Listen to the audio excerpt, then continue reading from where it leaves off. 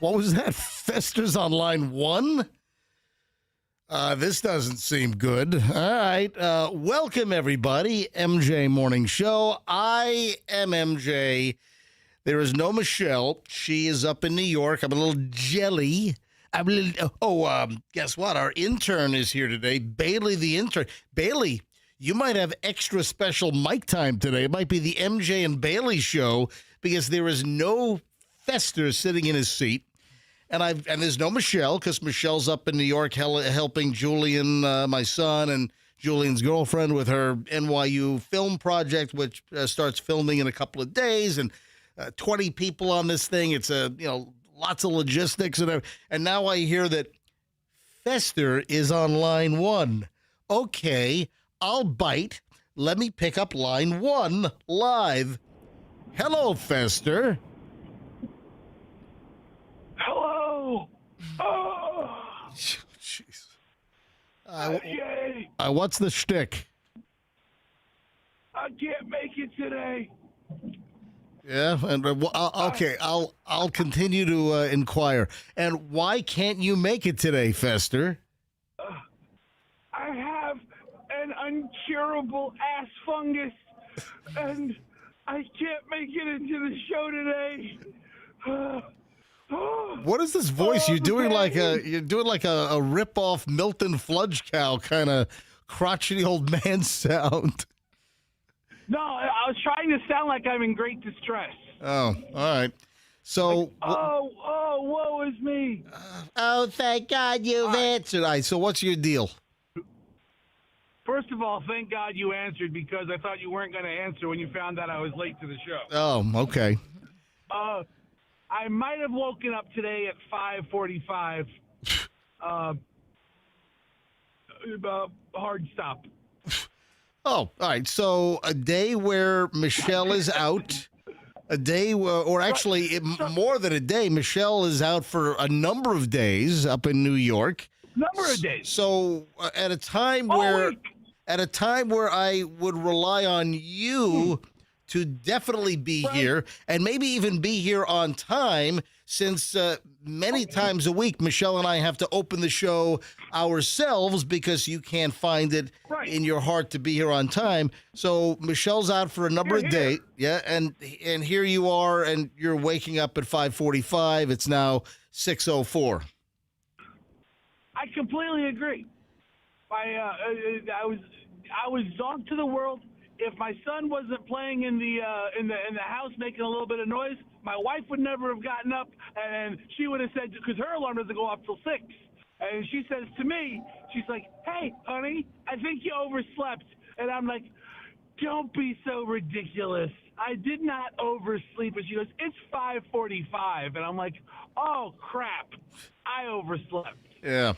All right. So what is your 20 right? What's your 20 right? What is your 20 right now? I think they're going to have me at the radio station at 6:19. Okay. According to Waze. All right, so I even gave everybody I sat the whole family down yesterday, and I said, "Guys, listen, I'm not going to have any time in the morning. I got to get super early because, I got to be there on time because Michelle's out. MJ's definitely going to need me. I know how he gets a little bit of anxiety if I can walk in 30 seconds late. I don't get dude, stop. I don't get anxiety. I just find it disrespectful. Moody. No, okay, I do too. I'll take moody. I find it a little disrespectful that you can't be here at the start. It's like, Fox 13 News comes on at 6 o'clock, and one of the anchors, where they say, "Hey, good evening, everybody. I'm so-and-so," or, and then one of the anchors just strolls on into the set at like 6:03. "Hey, he's just running a little late. Sorry," just disturbing everything, I mean, I think that would be hysterical. I would love to be watching the news and somebody gets there at like 6:01 and 45 seconds. Anchor shows up late, and they're making all kinds of noise, clunking the chairs around, and all that stuff. The other anchor's all pissed off. "Well, where the hell have you been? You better have a good story." So if you're here at 6:19, that'll put you here at the beginning of the second segment. So what time is it right now? It is precisely 6:07. Actually, in 10 seconds, it'll be 6:07. I'm passing West Shore Plaza right now. All right, so you're about to hit the bridge. All right. About 11 and a half minutes away. I will see you in a little bit. Oh, you know what? Or maybe I flip on the bridge and you don't. So, two possibilities. Maybe you what on the bridge? I flip over on the bridge. Oh, you flip. Oh, oh, nice. So Fester with a nice rollover accident in his brand new Veterans Ford F-150, and then you could be one of the jackwagons responsible for tying up traffic all the way back to like Bush Boulevard and back to like Ybor on I-4. Yeah, wouldn't you like? Oh, and ladies and gentlemen, the humongous backup is due to Fester flipping his vehicle on the bridge this morning. Wouldn't you love to be, would that make the news? Speaking of the news, got a question. If you flipped your vehicle on the Howard Franklin Bridge, and I mean traffic was snarled, it was just a complete crap show. It was a disaster. 2-hour delay, and if you Fester from the MJ Morning Show, if you were responsible, do you think like Channel 8, Fox 13, Tampa Bay 28, our news partner, who am I missing? Channel 10. Do you think Channel 10? Do you think that the TV stations would say the accident this morning was caused by, a name you might know? It was Fester from the MJ Morning Show who flipped his vehicle tying up traffic for 2 hours. Do you think that would make would you get a shout out from local news if you were responsible for that? Yes, they would scour the internet for the worst picture of me, and they would put that picture up. No. Let me tell you what the news would do locally. And you might recall back in 2011, Fester, whose real name is Dominic Siciliano, and his real phone number is 813-310-8444. You might remember Fester from the Turkey Fryer Fire in the Clear Channel parking lot in South Tampa, which nearly resulted in felony arson charges. That's what. All right, I'm on the bridge. I'm all but there. So I'm almost there. All right. Well, all right, goodbye. We'll see you in a few minutes. All right. I love you. Bye. I love you? he said, I love you? Oh, boy. All right. So Fester will be here at the beginning of the next segment. One thing I want to point out, that digital is not always better. You ever notice when you listen to the show of late, since we've been in the new studio, we have a new digital phone system. And by the way, the phone system has not crashed. They might have solved the phone system crashing issue. Oh, Andrew's waving me off. I'm jinxing it. Oh, stop. Don't talk about that. Well, one of the issues is that digital is not always better. And I'll tell you why. Because now we're on some kind of an IP-based computer phone system instead of the old traditional phone lines. And now there's a delay. Did you hear, like, when I was speaking to Fester, we're like I'm starting to talk and he's talking. Because there's a latency, and latency means delay. Whereas the old analog, regular old phone lines, it was like speed of light, 186,000 miles. Now there's like this certain millisecond delay, and that's why sometimes when I take phone calls, hey, it's MJ, Mark in Tampa, you're on, and there's like a little bit of a delay, like a second sometime, and that's like just the digital latency. So just an example of digital is not always better. I remember, we get phone calls with people on cell phones, and of course all the cells are digital now. We get phone calls from people where the phone call just sounds like ass. And the old analog cell phones, they consistently sounded better. So I'm telling you right now, folks, you heard me. Digital is not always better. Sometimes the old school, old analog stuff is still better. All right, 6:11 here at the MJ Morning Show. We are just getting rolling with no Fester, but he should be here momentarily. Oh, someone gets clocked in the face, busted face bones, and now they can only eat baby food. All right, who? Oh, that got Bailey's interest, didn't it? All right, hang on. I'll tell you who. I mean, some of you might know who this is. Next on the MJ Morning Show on Q105. Back in a sec. Stand by. Traffic is still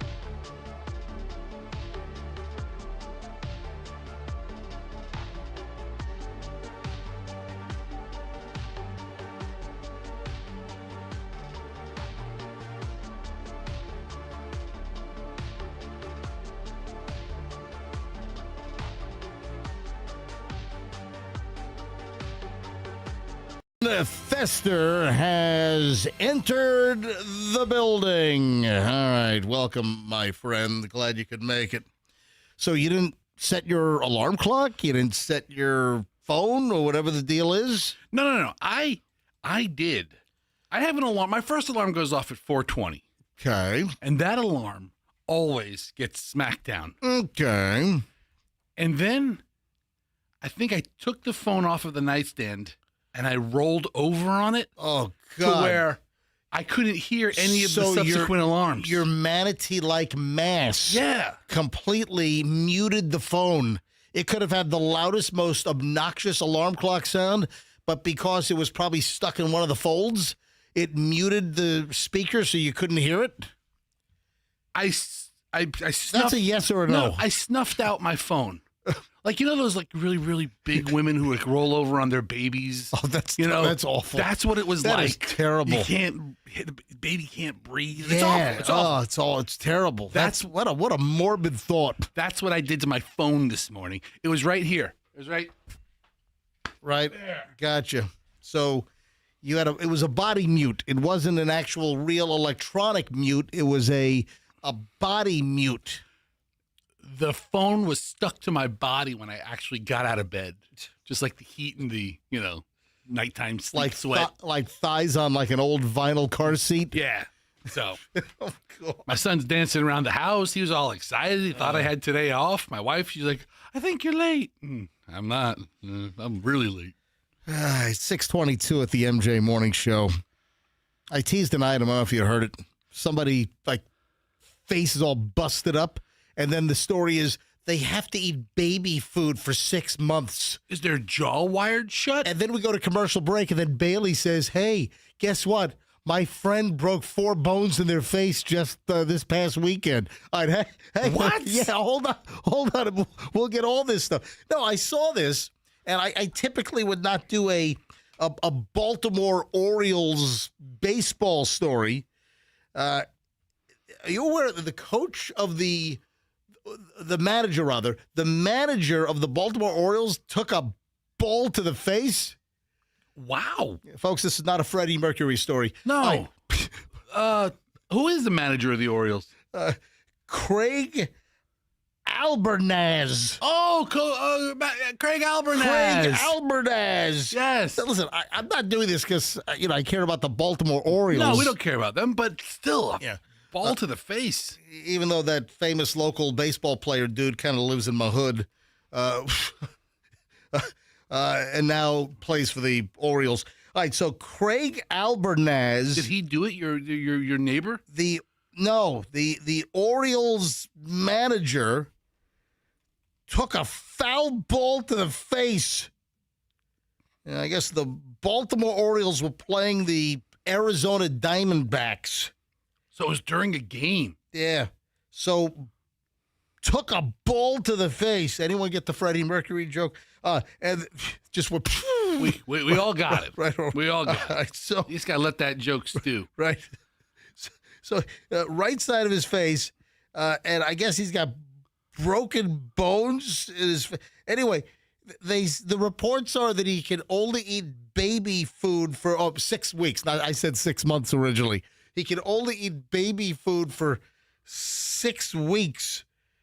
Yeah, because of the injuries. He's got a broken. Here's the deal. Would you like the inventory? Absolutely. Foul ball to the face. He has 7 fractures in his orbital area and a broken jaw. Holy crap. I could see where it hit like the right side of his body. Yeah, let me point something Right out side of here. his face. When you hear, he can only eat baby food. Oh, really? His wife is going to go to the supermarket and just get jars of Gerber mush peas. Really? Come on. Get out of here. Do you take any food and just grind it up? Yeah. Like baby. You could go get an A5 Wagyu Kobe beef steak flown in from the Kobe prefecture of Japan, at $100 an ounce, and you can grind that up in a blender, and that would be the consistency of baby food. Anyway, I saw that. I'm like, that's nasty. Foul ball to the face, and now he can only eat baby food. Yeah, right. No, he's not eating Gerber. Yeah. But he is stuck to applesauce and mashed potatoes and whatever. Yeah, a puree diet. exactly. All right, I got to hear this Bailey story. So the minute we went to commercial break, when I teased this, I'm like, hey, who got hit in the face and has to eat baby food because their face is broken? And then Bailey says, you're not going to believe this. All right, what happened? So my guy friend for charity, he put on a fight at the patio. What? It's a local What bar. happened? Hold on. Your friend from UT. Yes. So it's a college kid. Yeah. Is he graduating with you as well? Yes. So he graduates next month as well. Yeah. All right. So he's throwing a charity event, and Yeah. it's a amateur boxing deal. Yeah, at the patio. The patio. That's on. Is that on McDill? No, it's where's the patio? it's like backed a little bit further from Soho than like the rest of the bars. Okay. It's like in its own vicinity, All but right. it's in Soho. All right. I think it's in McDill. I thought it was Oh, on is it's it on McDill? McDill, isn't it? Yes, it's on McDill. I know Okay. that. I know that. Yeah, 421 South McDill Avenue. I've lived here since 1994. Don't you tell me where stuff is. She doesn't know where things are address-wise. She just knows what area they're in. Yeah. I'm getting gaslighted over here. So it's exactly where MJ said it was, just south of Azeel. Exactly. I Got know it. exactly where the patio is. I pass by the patio on occasion. I've never been to the patio, but I pass by the patio. All right, so your friend is throwing an amateur. Is this like regulated? I mean, if it's a bar that serves alcohol, is there like special licensing to hold a boxing match? It definitely is. I have no idea though. All right, so what happened? So they have the big boxing rink in like the middle. So there's a fight before him, and that lasts probably. Oh, it's not a rink. Yeah. Yeah. Rink. No, it's a ring. ring. Yeah. Okay. Rink would be ice skating. Got it. Hockey's Yes. a rink. Yeah. Got it. It's a rink versus ring. All right. So they've got the ring. Yeah, in the middle of the bar. Hold on. Did they make this like with crap from Home Depot, or did they like rent an actual boxing ring? That's a good question. Good I question. know. Damn right it is. It looked real, so I think they might have rented one. Okay. All I don't know right. how they got that into the bar, I but mean, they break down. You can move them around. Yeah. Yeah, sure, yeah. What happens? How is your friend's face broken? he lasted 5 seconds. Oh my God! All right. And originally, he was supposed to box a guy that was like training with him, and the guy pulled out last second. So he just asked his friend, like, "Oh, will you step in so we can still do this?" And he's like, "Yeah, sure." This guy hadn't trained or anything, where my friend's been training, and he The stand-in. punched him so hard. 5 seconds into round one, hit Him and your friend so hard. he got knocked out, like my- limp. When was this? This was on Wednesday. This was last Wednesday, so a Yes. week ago. Yes. Do you have video my of this? God. Yes. Hold on, you've got video of the knockout? Yes. And you just like, woo, having fun at the patio on a Wednesday. No, I wasn't there. I wasn't there. All right, Okay, all right. Let's go over the damage. So your friend gets knocked out. What charity, by the way? Do you have any It's idea? something for veterans. Oh, okay. Okay. All right, Yeah, so so it's like a charity. an honorable Yeah. cause for the fight, sure. Yeah. For the So your friend gets knocked out 5 seconds into the boxing match. Yes. And let's talk about the damage. What happened? He broke his eye bone. Yeah, his that's the orbital. Hold on, he's got broken. The orbital is like around the eye. you're not an anatomy major, are you? No. Okay, okay. It's called the orbital. Okay, orbital. His sinuses, so like the bone that has your sinus. So Broke his sinuses. this bone, whatever this is. Oh my And then God. he broke his cheek, and then there was something else in his face that he broke. But my- it wasn't even the side that got punched. He fell so hard onto the ground that broke his face. Oh my God! So he was punched on the other side of the face. Yeah, he was punched on the right side, and he and broke his left side. He fell down and face planted because he was knocked out. Yes. And the real damage was done not from the punch, which knocked him out. It's from falling on the other side that he broke all these bones in his face. Yeah. You touching my car, I break your face. Remember those bumper stickers up in New York? Yes. That was a big Italian thing. You touching my car, I break in your face. I remember when I was a kid, I thought that was the funniest damn thing in the world. There were bumper stickers when I was growing up in New York, like in the early 70s. You touching my car, I break in your face. And it was a bumper sticker that I would see on cars. We should get it for that guy. And you know what? All the guys that had that, they had the Italian horn necklace too. Yes. You don't see many of those You know anymore. what? A couple of the OGs have them. You don't see a lot of the Italian horn necklaces. Look around, they're still there. Yeah, like a twisted ram's horn kind of looking thing. How's your friend doing? He's doing well. His face looks a little different. but His face, because his face was rearranged. Hey, I'm going to rearrange all, like, your face. All right, but bruised. the big question is, does he have to eat baby food like the Baltimore Orioles baseball manager for the next 6 weeks? he did say he had to eat soft food. So I don't know if that is like mashed potatoes or if they said baby food. No, baby food's like a puree diet. Soft food's just softer things. But did he not talk to the guy in the ring? Hey, it's for charity. Hey, we're gonna fight, but let's see if we can't make this thing last like 10 minutes long and put on a show. The guys before him, the one guy had his shoulder dislocate twice. Hold on. So the match before, the guy's shoulder was dislocated. Twice. They popped it back in the first time. Then he went again and popped it again. Was it like an MMA bout? What is happening? And this is all at the patio last Wednesday? Yes. Unbelievable. I watch a moderate amount of boxing. Nobody gets injured like that. That's awful. This is crazy. All right, 6:31 at the MJ Morning Show. Morons in the news next here on 104.7 FM Q105. Hey, something extraordinary is happening at International Diamond Center. a boxing match. No, I'm kidding. All right. No, something massive is happening at IDC. A humongous 3-day spring sale like you've never seen before. Mark your calendar for April 24th, 25th, and 26th. Now, they're going to break all of the rules with up to 30% off store-wide. Listen, I'm talking everything. Rings and earrings and bracelets and pendants, bands, incredible deals on all their dazzling, high-quality jewelry, including gemstones, pearls on sale. And for this event, IDC has invited their bridal designers in for a giant trunk sale. Thousands of engagement rings. I mean, mountains of savings here on mountains of mountings at IDC. Special pricing on all natural diamonds as well as lab-grown diamonds, all shapes, all sizes. Special financing is available too. Get 36 months, same as cash. Folks, it's going to be massive. IDC spring store-wide sale, the biggest ever, up to 30% off, April 24th, 25th, and 26th. Only IDC, Tampa, Clearwater, Lakeland, and Sarasota. Get ready for this, folks. And make sure you tell them MJ sent you. Traffic's on. Morons in the news next on the MJ Morning Show. We have an accident on I.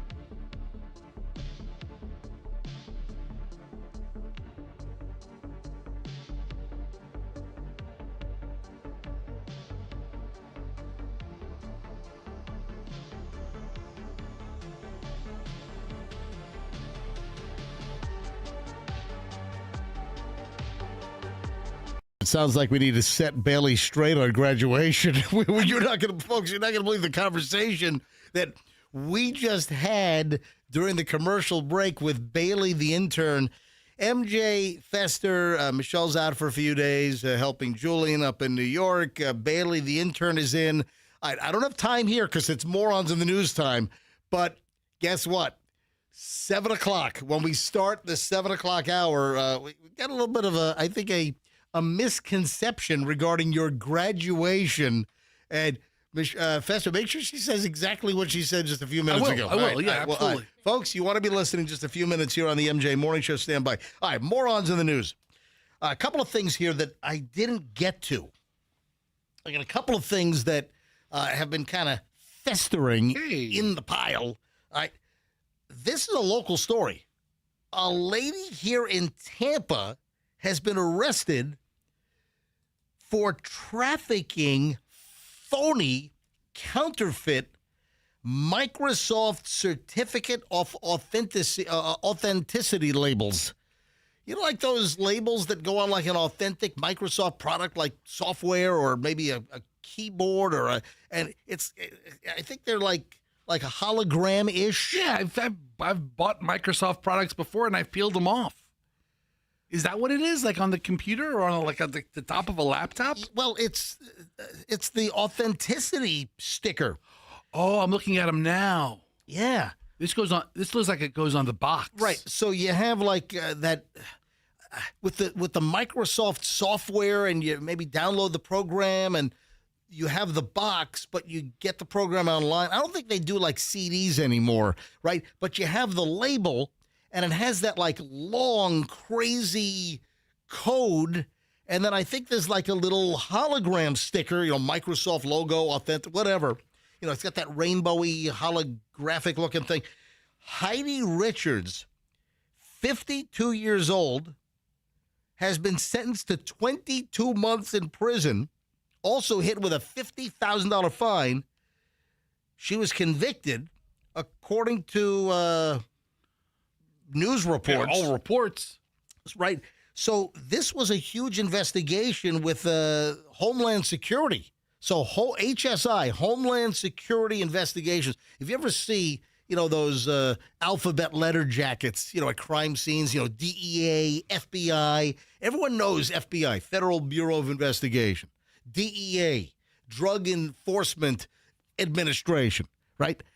If you see and ICE, obviously, when you see HSI, a lot of people don't know what HSI is. HSI is a law enforcement branch of Homeland Security. It's Homeland Security Investigations, and they are full-blown federal officers, right? So they were doing an investigation, and I guess they uncovered this woman here in Tampa, and she's just rolling out just tons of these fake Microsoft authenticity certificates and labels. I mean, this is crazy. Where's she putting them?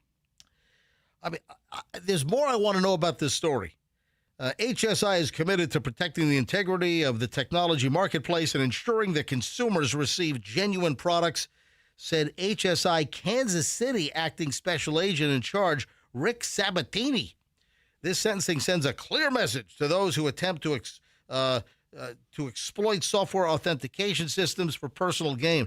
All right, according to the court documents, Richards was operating as Trinity Software Distribution and paid co-conspirators millions of dollars for thousands of genuine standalone Microsoft Certificate of Authenticity labels at prices lower than retail price.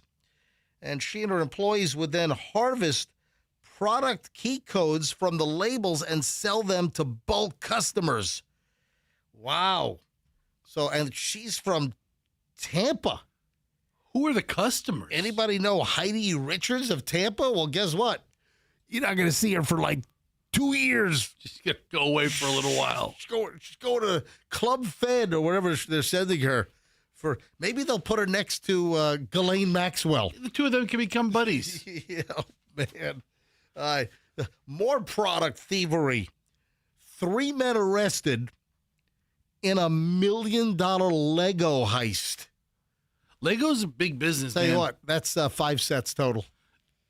It's, I mean, some of those Lego sets, you get like a 500-piece set.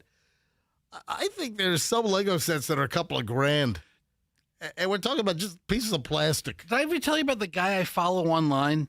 And he's like a financial strategist. He's not like a certified planner, but he's like a financial strategist. And he's like, What, just self-declared? yeah. He's All like, right. dude, the best thing you can do with your money, the best thing, Is buy Legos? buy Legos. Legos that are Don't give out erroneous. I'm it's telling gotta be you. it's got to be a certain type. right. You just can't buy like bulk orange Legos, but they have these sets, and these sets retire, and Lego publishes what's going to retire when. So let's say after May of 2026, they're not going to make the Fart Factory Lego set anymore. The Fuzzy Pumper Farter Shop. Yeah, if you want the fuzzy pumper, Remember the Fuzzy Pumper Barber Shop? Right? Was that? Oh no, that was Play-Doh. I'm sorry. yeah, because it would come out through the I'm things. sorry. That was I've conflated. That was Play-Doh, the Fuzzy Pumper. That was nothing to do with Lego. All right, go ahead. But let's say they have a design that they're retiring, and it's $30. If you buy 100 of them, you're in it for $3,000, and then you just put them in a spare room. You put them in the vault. Put them away. And then when Lego retires the set, this $30 set Like in 2 years, jumps up to $27,000. it has a Maybe not it that. has a higher rate of return Yes. than like an IRA. So the guy's whole strategy is, hey, I'll take Wow. but he has rooms and rooms and rooms full of these Legos. Right, so The the- Lego is a big business. The takeaway advice from the MJ Morning Show is do not invest conventionally. Just go ahead and invest all your money in Lego sets. That's according to Fester. It's a deal, man. People are into it. But you got to find out what's retiring. Lego They publishes do? what's retiring. Yes. And then is there a mad dash for people to grab the sets that are going to then soon go away? Only amongst the savvy investors. The savvy Lego investors like Warren Buffett. His whole house. Yeah, it's all Legos. It's all Legos. So we have 3 Southern California men arrested for their part in a $1 million Lego heist. This is unbelievable. So deputies arrived after they learned about suspicious vehicles in the area. So this is like a suspicious vehicles investigation. I guess it uncovered this whole damn thing. When deputies arrived, because somebody had called in suspicious vehicles, when deputies arrived, there were 2 box trucks fleeing the area. Traffic stops were conducted on both of the box trucks. Deputies were able to identify the suspects. I guess some of these individuals were known. Deputies searched both of the box trucks and discovered massive quantities of Lego products. Wow. Then they found 2 additional freight trailers. Wow. A thorough investigation led deputies to discover the trailers were stolen while in transit from Fort Worth, Texas to California. You know, we hear about these cargo heists. Like, who was it? The celebrities that had their tequila. Was it Guy Fieri? He lost like a whole year or 2 years worth of production. Guy Fieri. Who else was hooked up with? Hey, Andrew. Who's hooked up with Guy Fieri with the tequila deal? It's someone else. It's a musician, right? Is it a rock and roller? Is it the Cabo Wabo guy, the Sammy Hagar? Oh, yes. Are they together or are they different? You know what? Is it Sammy Hagar? It is. Yeah, no, it's Sammy, because we did the story. It's, what is it called? Santos Spirits. And yes, Sammy Hagar and Guy Fieri. I think Fieri was just in town at Lucan's doing some kind of signing event. I thought he was doing a diner dash. What is it called? Diners, drive-ins, diners, dives, and something like that. That show. Right. They call it Triple D. That's why they call it Triple D, because no one can remember the actual name of the show. We're going to go with that. I think he highlighted a couple of Tampa Bay area restaurants over the last couple of weeks. So the loss to Lego of the stolen, hijacked Legos, which then were discovered by chance because of a call to cops regarding suspicious vehicles. The loss was about $1 million. So $1 million worth of Legos have been found. Will they be returned to their rightful Lego owner? I would imagine so. All right, you're not going to believe this. What at? Lego actually, at one time, or maybe still has it, a police train heist Lego set. Are you serious? Yeah, police train heist. I typed in Lego heist to try to get more details on this story, and this set pops up. It looks like a train track with a helicopter with like a claw on it, and you can steal things off of the... Oh, is that a retired set or is that a current set? It says available now, and I can add it to my bag. Holy crap, it's $199? These aren't cheap. I know, Legos are freaking expensive. I remember when I was a kid, even when I was a kid with like 1970s dollars, Legos were expensive even back then. And then if they were expensive back then, man, listen, Julian, I think, has some Death Star Wars thing that I think we paid like $400 for that thing. Well, hold on. I got to turn your mic on, Bailey. What was that? Hold on a second. Hold on. Your mic is dead. Yeah, your mic has died. Hold on. That is insane. Wait a minute. Just got tired of Bailey. Bailey, that is insane. Bailey's mic. Hey, can you let the engineers know? Send the mic 4 in the last 10 minutes. Bailey, listen to the buzz. You hear that buzz? That's the buzz of death. That is bizarre. Bailey, move to Michelle's Bailey's position. microphone has died. Go to Michelle's microphone. Go ahead. If it's the Death Star 75419, it's now $1,000, and it's like the most expensive one. Oh my God, really? Yeah, but it's got to be wow. But it's got to be unopened. You can't have like Julian drool all over it. Who's gonna pay for that? That's not worth a premium. All right, thanks. Legos, $1 million worth, which, as I said, I think I'm pretty accurate. It's about 5 cents. It's not much. Yeah, it's not much. All right, 6:53 at the MJ Morning Show. All right, we're gonna have to set Bailey, our intern, straight on graduation. She has apparently bought into a very flawed misconception. We'll get to this next. Stand by here on the MJ Morning Show on Q105. Oh, I've got a pile of Disney stories. I've got like Disney 1 and Disney 2, and this will be a test. I want to know if our adult Disney freak, Andrew, our producer, has heard of these stories. All right, 2 freaky Disney stories on the way next here on the MJ Morning Show on Q105. And Bailey, it doesn't work that way, Bailey. I gotta fill you in on your graduation coming up in just a bit here on the MJ Morning Show. Hey, you want Toyota? Are you looking for a great deal? If you're looking for a great experience on buying or leasing a Toyota car, truck, SUV, hey, maybe you want something pre-owned, let me introduce you to my friends at Miracle Toyota in Haines City. Listen carefully. If you're in Polk County or if you're in any surrounding counties and you're looking at a great Toyota product, look no further than Miracle Toyota in Haines City.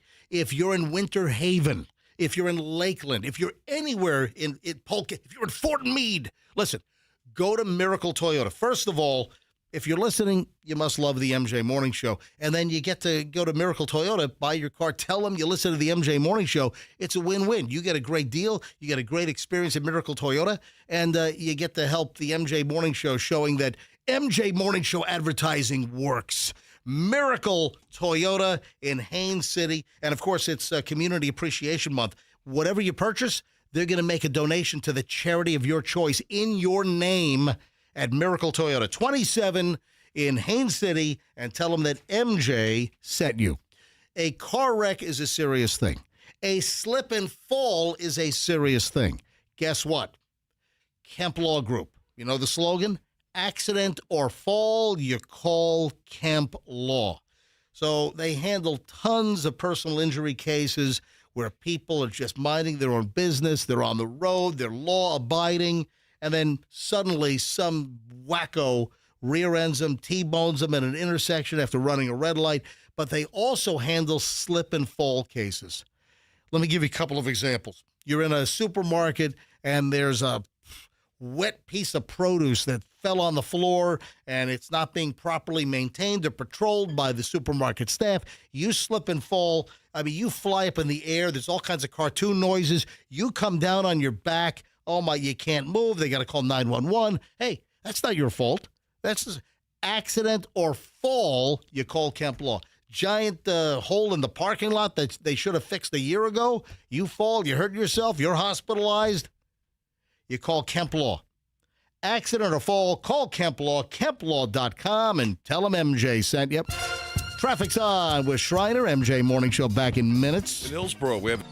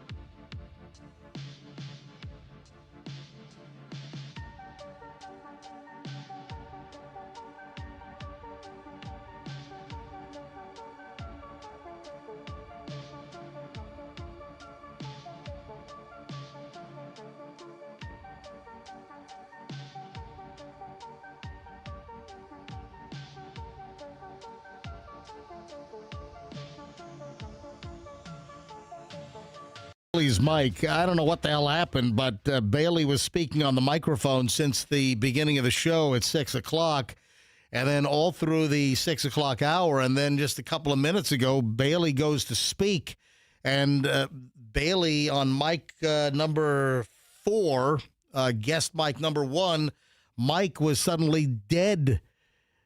We think it just might have been unplugged, like the landing lights at the airport in the movie Airplane. I think, yeah, just kidding. Hey, Bailey has assumed Michelle's position. Don't get too comfortable over there. Well, I want her there because it's better for the camera. Oh, it angle. is. Yeah. Oh, yeah. Well, Michelle's not here. But to be fair, I need you to lean over and test mic 4. Andrew just plugged it in. All right, go ahead. Hello. Oh yeah, we're back in business. Yeah, hello. We're back on the air. Yeah. All good. Did you unplug it? I don't think I touched anything. Did you hit a clip and pull out a wire? She might have. Yes, Andrew. The ways these things are designed, when you move them around, the plug gets bounced against the side of the post. I thank you. What do you think? This is my first week in radio? Yeah, I get it. This is nerd tech the old talk. mics didn't do that. All right. Oh, Yeah. the new mics do it? These mounts do that. Gotcha. All right.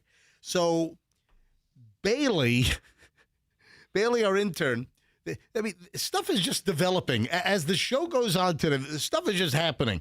All right. I have Disney story number 1 and Disney story number 2. We'll get to those in just a matter of moments. I always like to play the game. Is Andrew aware of these Disney items?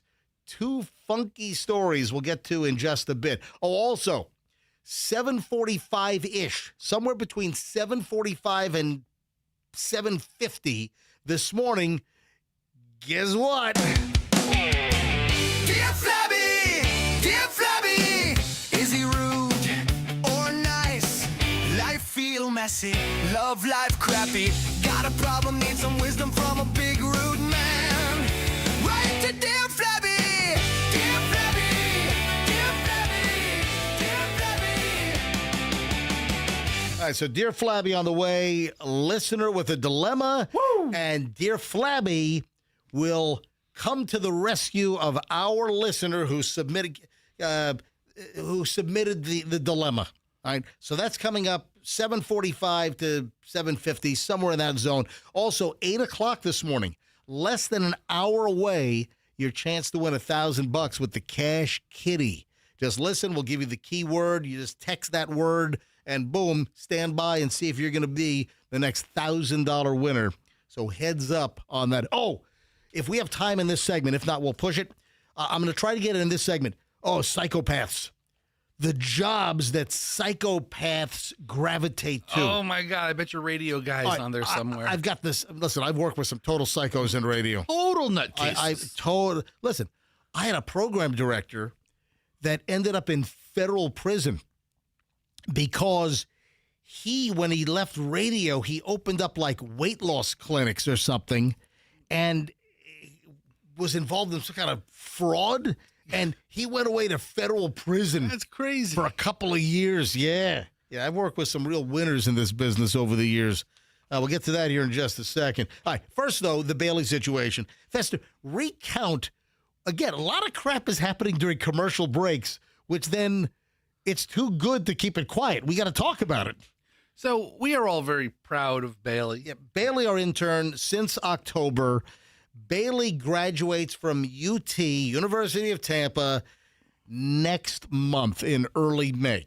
All right. So I ask, when's your graduation? And she says the date, May 9th. And we talk about, some of her family's coming in town. We're all really excited. Yeah, I kind of pulled some strings and got them a reservation at Burns. Good. Yeah. Listen, that's for many people. Folks, and that's not an open invitation. Do not email me and say, MJ, can you get me a reservation at Burns? No. I call in one favor every 7 years, okay? And Bailey's done such a nice job, I called in a favor. Do not, I repeat, do not email me, hey, MJ, can you help me get a reservation at Burns? No.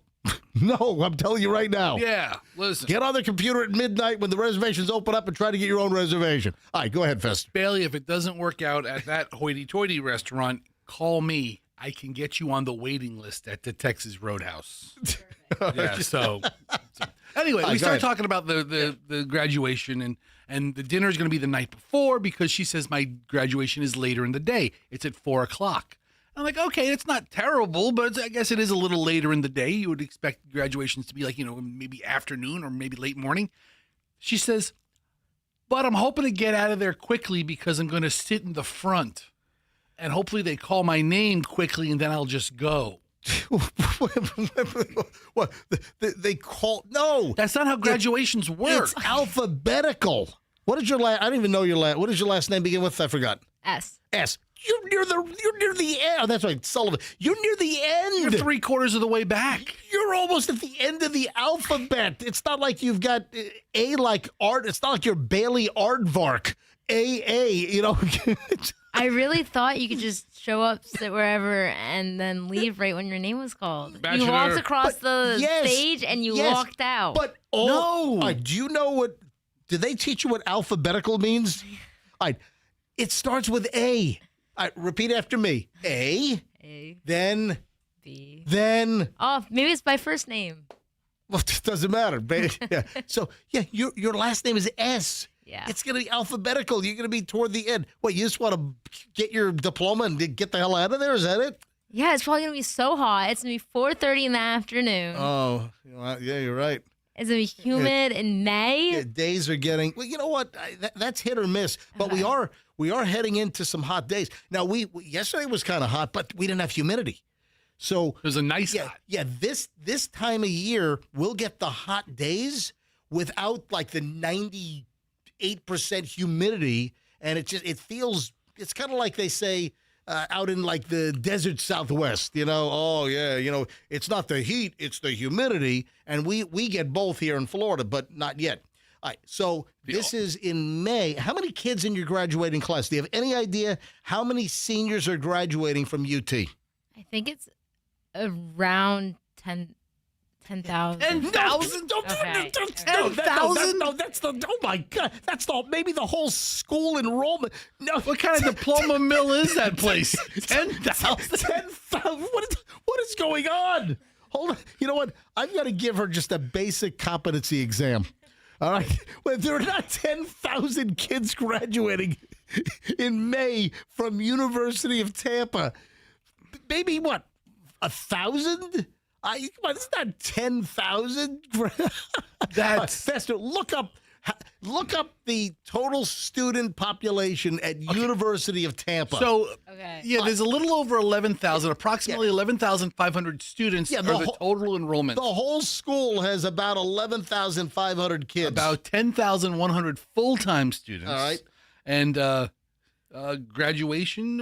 Over You- 2,600. Okay, so that's a more reasonable so number. If you've got a 4-year university, split the classes up into quarters. So 25%, 25%, 25%. So it's about 25%. But are they doing it in 2 waves or? Yeah, so yeah. like my best friend's going at 8:30 in the morning. Right, all right, And so- I'm at 4:30. Gotcha. So they're doing numerous sessions. Are they doing 2 sessions? Is there even one in the middle? There might even be one in the middle. Yeah, there might be. Yeah. All right. There are not 10,000 kids graduating next month. All right. So Bailey, and you can't sit in the front row and get out of there fast. You got to wait for your name to be called alphabetically. All right, Andrew, turn on your microphone. Andrew, our producer, I love to play. It's a Disney story. Has Andrew ever heard of it? Ladies and gentlemen, it's time for It's a Disney Story. Was Andrew, our adult Disney freak man, aware of the stories? I'm going to vote yes. I don't think he's ever not been aware of a story. Do we have like a Kashi app we can go to? Like, will Andrew know? I think it's Kalshi. Is it? Yeah, it's not Kashi. What do I think? I think that's a granola product. The healthy cereal. Yeah, it's the odds betting platform is Kalshi. I've been saying it wrong the whole time. Yes. Anyway, Andrew, turn your microphone on. No. Disney story number 1. Are you aware of what happened, the shoving match? Are you aware of the shove at Disney and who did the shove? a line-cutting shove. Was it a flight or a cruise employee? I'm trying to remember what it was, but I saw the story. Oh, my God. Yeah, so look at that. He knows. It was a flight attendant for Virgin. Don't cut in line, people. Yeah, it was Virgin Airways flight attendant. Virgin Airways, the British airline. They obviously, they fly to Tampa International as well. Virgin, right? Virgin does, and they fly to Orlando, obviously. They call it an air steward. It's a flight attendant, all right? Yeah. A British air steward was arrested over at Disney for shoving a teenage girl who he claims jumped the line. There's a lot of that there. Oh, God. There's a lot of line jumping. Yeah. Keith Newman. Hello, Newman. Who is a cabin crew member for Virgin Atlantic, pushed an 18-year-old who went around him allegedly in line, and I guess water was spilled while they were in line. The 47-year-old was waiting for Tiana's Bayou Adventure ride. That was the new one, right? That's the former. What ride was that? Like the mountain thing? What was that originally? That was it's one of the flume that they have there. I suddenly forgot the name. Didn't they like cancel a ride because it was racist or something? Well, they canceled because it was based around Song of the South. Right. All right. So, like I said, all right. So it's this Tiana's Bayou Adventure. They're in line, and it's Splash based. Mountain. It was Splash Mountain. All right. So it was based on. It's based on what? The Disney movie, The Princess and the Frog. Thank you. The Princess and the Frog and Princess Tiana. The girl is said to have told Newman that the rest of her party was just ahead, but then the flight attendant for Virgin Atlantic says, "There's a queue. Don't be rude. There's a queue." So the British flight attendant had some words. And then I guess she still tried to get around. The flight attendant for Virgin Atlantic shoves the girl allegedly. Oh, you can't do that, flight attendant. Yeah. So the air waiter wow. should not have done that, but stop cutting in line, people. Andrew, so you're at Disney, what, every week? I wish. Yeah, he wishes. That's his dream life. You're at Disney a lot. I mean, probably once a month. Is that fair to say? I try to be. How much line cutting do you see, or what kind of queue up shenanigans do you witness at Disney? It does depend on the attraction, but yeah. What attraction? What's the worst? What's the absolute worst? Worst line? No, line cutting. The worst line cutting. What attraction is the worst? I don't see a lot of it. All I've right. seen stories about a lot of it, and the major rides like over at Animal Kingdom, the Avatar ride there, get a lot of that. The Guardians of the Galaxy. See, what happened is one of the worst. Guardians of the Galaxy opened up they no longer go on an appointment. Like this ride was so busy, you had to like queue in for an appointment or for a scheduled time to ride it. So you went in with like your group, but now it's a free for all. Anyway, this flight attendant was released on a $1,000 bond, has since returned to the UK. I don't know if this puts their job in jeopardy with Virgin Atlantic. What do they care? Could face a fine or up to a year in jail or both. The question is the dude going to come back? Is the flight attendant for Virgin going to come back to face the charges in court here in Florida? That's the question. Route change. Yeah, we'll see. All right, and then the other, this is devious. Parents are trying to smuggle kids in on strollers. Have you seen this? Yes, I saw this. Inside the back of a stroller, their face pressed up against the plastic. Yeah. So hold on, they're trying to smuggle the whole kid in? Yeah, listen, this is crazy. So these parks can be expensive. You bring a whole family, and you can rack things up. Yeah, Disney's got some nerve. Like a 12-year-old is an adult, right? Listen to this. A video taken by a video blogger shows a kid stuffed in the back pocket of a stroller, and the kid's face all mushed up against the back, like clear plastic vinyl window, as his parents were waiting in line. So apparently, according to this video, which was posted on social media, that the narration is that Disney is so expensive, they're smuggling kids in. So they have the stroller, and one small kid was in the stroller, and the second kid was all jammed up in the back, hidden by blankets and what the hell? Dude, that's a real thing. Oh my God, this is like something you would do. So children under the age of 3 Are free? Are considered guests of Mickey Mouse. All right, and they're free. So we went to You Disney. got a 4-year-old man, you're paying. We went to Disney. Wow. Like the day before Hadley turned 3, right? So she was like 3 years old the next day. How do you prove it? It's not like you have a driver license for your kid. Right. So Allison had her in a stroller. How does Disney know if your kid is really 3 or 4 or even 5? How do they know? That's the point. We smuggled the kid Do in. they have like age experts? Ageists. Yeah. Like the carnival people, they guess the age, and the All weight. right. Yeah. Kid, stand on this. Here. So what happened? But we smuggled her into Disney until she was like almost 6. Oh my God. Yeah. You're part of the problem About here. maybe 5. Oh, no. hell? Through her 5th year. We smuggled her in because she was in the stroller. So you smuggled your kid in every time. 2 years past the age of free. And we had annual passes, Hold on, so we were it's, pass holders. It's under 3. Once you hit 3, You pay full price. All right, so- full price. so- or maybe a couple of dollars difference. 2 years, 364 days, kid is free. You hit 3, boom, you're paying. Yep. All right. That's it. And that's the policy. But we smuggled this kid in a stroller, and we're telling her, don't talk. Somebody asks your age. This is crazy. You say 2. A little girl sat in the stroller while the other child was smashed behind the kid in the back of the stroller, all balled up.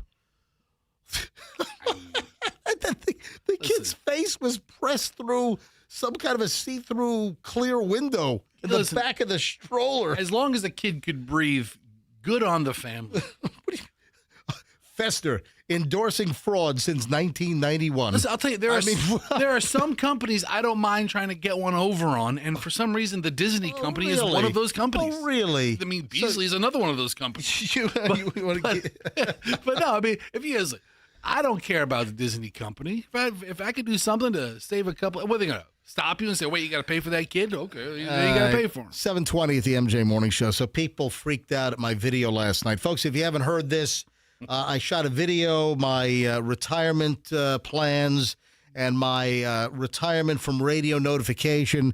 If you missed the video, which I posted on my Instagram last night, around 7:30 last night, if you missed the video, I will address my retirement from radio.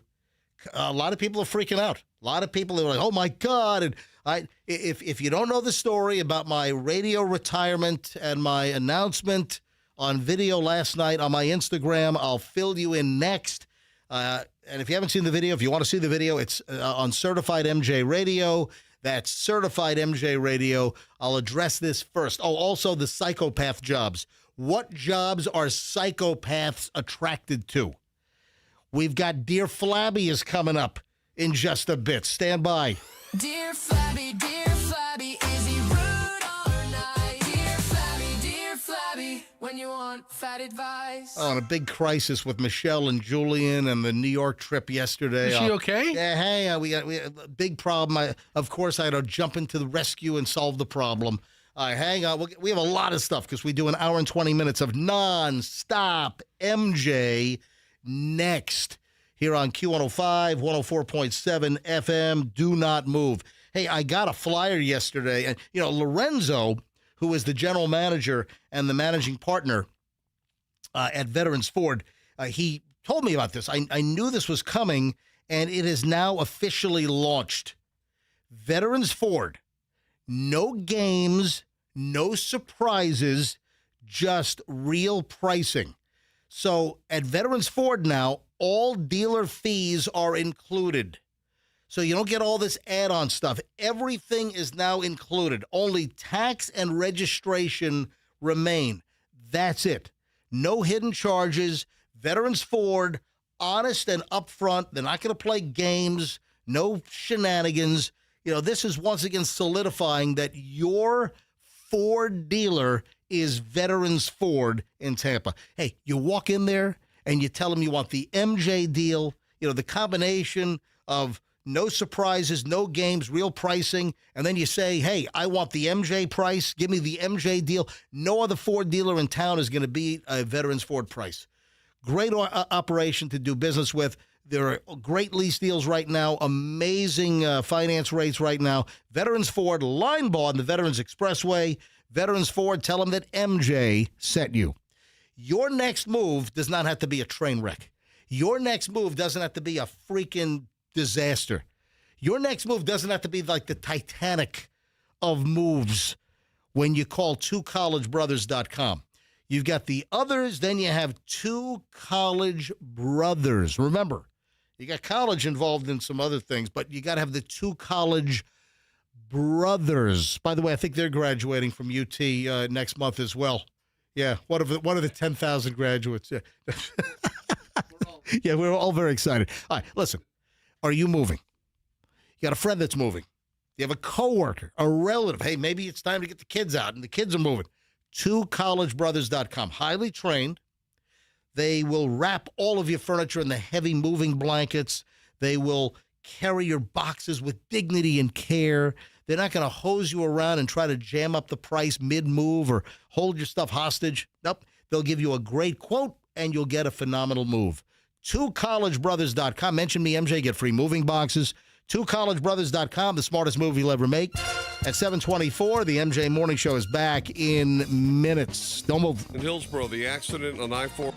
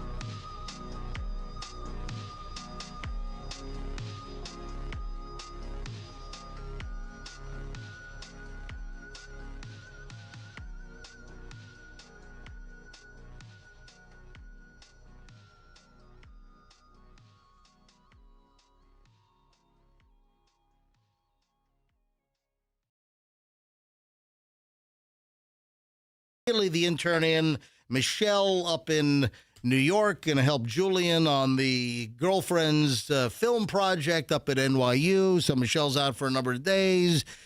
We will check in with her, I'm sure, during the course of the week. Big crisis yesterday. I had to solve this at close of business yesterday. What a pain in the ass. So I'll fill you in on that. First, though, I guess I freaked a lot of people out. Oh, my God, I can't. So I announced my radio retirement yesterday on my Instagram. And folks, this is why I implore you to follow my Instagram at Certified MJ Radio. That's Certified MJ Radio. A little after 7:30, I posted a video. Fester, can you bring the video up, please? Yes. And if you look at the comments, people are like, oh, my God, I freaked out. I can't believe. Well, here's the deal. I was out on my walk last night. That's my quiet space, my quiet time. Out for a 3-mile walk last night, and I decided to post a video regarding my retirement timeline. And I announced my retirement essentially effective immediately from the MJ Morning Show. So, Fester, if you could reset this video, let me play the actual video. Here we go. And go. Hit it and play. Hey, folks, it's MJ, formerly of the MJ Morning Show on Q105 Tampa Bay, 104.7 FM. Breaking news, I have left the show effective immediately. I have become a real estate agent, and I'm proud to show my first listing. We're here in South Tampa, and if you ever thought about a beautiful South Tampa beach park home, this is for you. Very affordable, very accessible. This is 4 bedrooms, 3.5 baths. There is a phenomenal gourmet kitchen in here. It's got a 2-car garage. Right. Now, there are a few little tiny maintenance issues, and we've adjusted the price accordingly. There is an involuntary skylight on the front corner of the house. This is... Fester, describe what you're seeing. It's the whole corner of the house just eaten off. It's gone. I've never seen anything like this before. The wood frame is gone. The bricks are gone. Gone? Where are the bricks? It's a brick house. The roof is collapsed and damaged. This is a crazy story. Did a meteor hit it? How the hell did you know? I mean, that's what I thought as soon as I saw it, because it's right there at the corner. How did you know? I mean, the house is... Actually, it was a piece of the Artemis 2 launch from the rocket that came down and hit the house here in South Tampa. Now, all right, first of all, I am not retiring effective immediately. That was part of the joke, that here I am. I'm standing in somebody's yard, and I'm pretending to be a real estate agent showing my listing. You see those videos that pop up with the goofy real estate agents, right? Yeah. I haven't seen many of those. Remember the local lady that was doing the snarky rich? Has she disappeared? She's still out there. I haven't seen any of those. None of those pop up in my feed anymore. All right. So, folks, if you haven't seen the video, it's crazy. The second floor corner of the house is destroyed. But it's just the corner. Right. The other parts of the house look pretty nice. This is what happened. I think it was during Hurricane Milton that a tree fell and smashed the corner of the house off. Oh, no. But then there's more to the story. There's all these tarps on the ground. The dude that owns the house is in federal prison. So he can't do anything about it. Yeah, but I mean, the house is like a nuisance and an eyesore. So you've got to see the video. And of course, my bogus retirement announcement that I'm transitioning to real estate agent. Yeah, Jennifer Zales, you be careful. Watch out. Watch out. Yeah, your number one spot as number one real estate agent is your days are numbered, Jennifer Zales. I'm coming after you. It's MJ Real Estate. So what's this person in jail for? I'm going to tell you in a second. You got to see the video. All right, I'm not retiring just yet. Although, all right, it's not with that. So it was just a joke that, hey, I'm retiring from radio to become a real estate agent. But a lot of people because for the first, couple of seconds, people think I'm serious. So people left all kinds of comments. If you haven't seen the video, go to Certified MJ Radio when you can, when it's safe, on my Instagram, Certified MJ Radio. And take a look at this house. It's crazy. And it's been like this for a while. And I don't know what the remedy is, but the neighbors, I'm about a mile or so from my house on my walk. And the neighbors, they must be fit to be tied. They must be pissed at this house. The whole top floor is like ripped apart. What can they do? In a nice fancy-ish neighborhood. It's like, what? Huh? All right, go see the video. Is it a mold house now because it's been open for? It's raining in there. Yeah. I mean, you can see the bedroom. I mean, it's a bedroom. There's furniture inside. Ceiling fan is hanging down. There's a massive gash in the side of the house. Like this, what would you say? It's 10 feet by 8 feet? It's the whole corner of a second-story house. It's gone. So, what'd you say, Andrew? I have no idea what you're saying. Keeps the squatters away. Oh, okay. listen, Andrew, this house is... No, this is prime for squatting, actually. Yeah. All right, so here's the deal.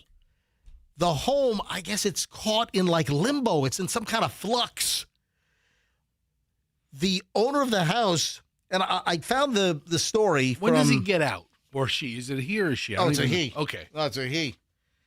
Former Jacksonville Electric Authority CEO Aaron Zahn sentenced to 4 years in federal prison for conspiracy to steal city funds and wire fraud.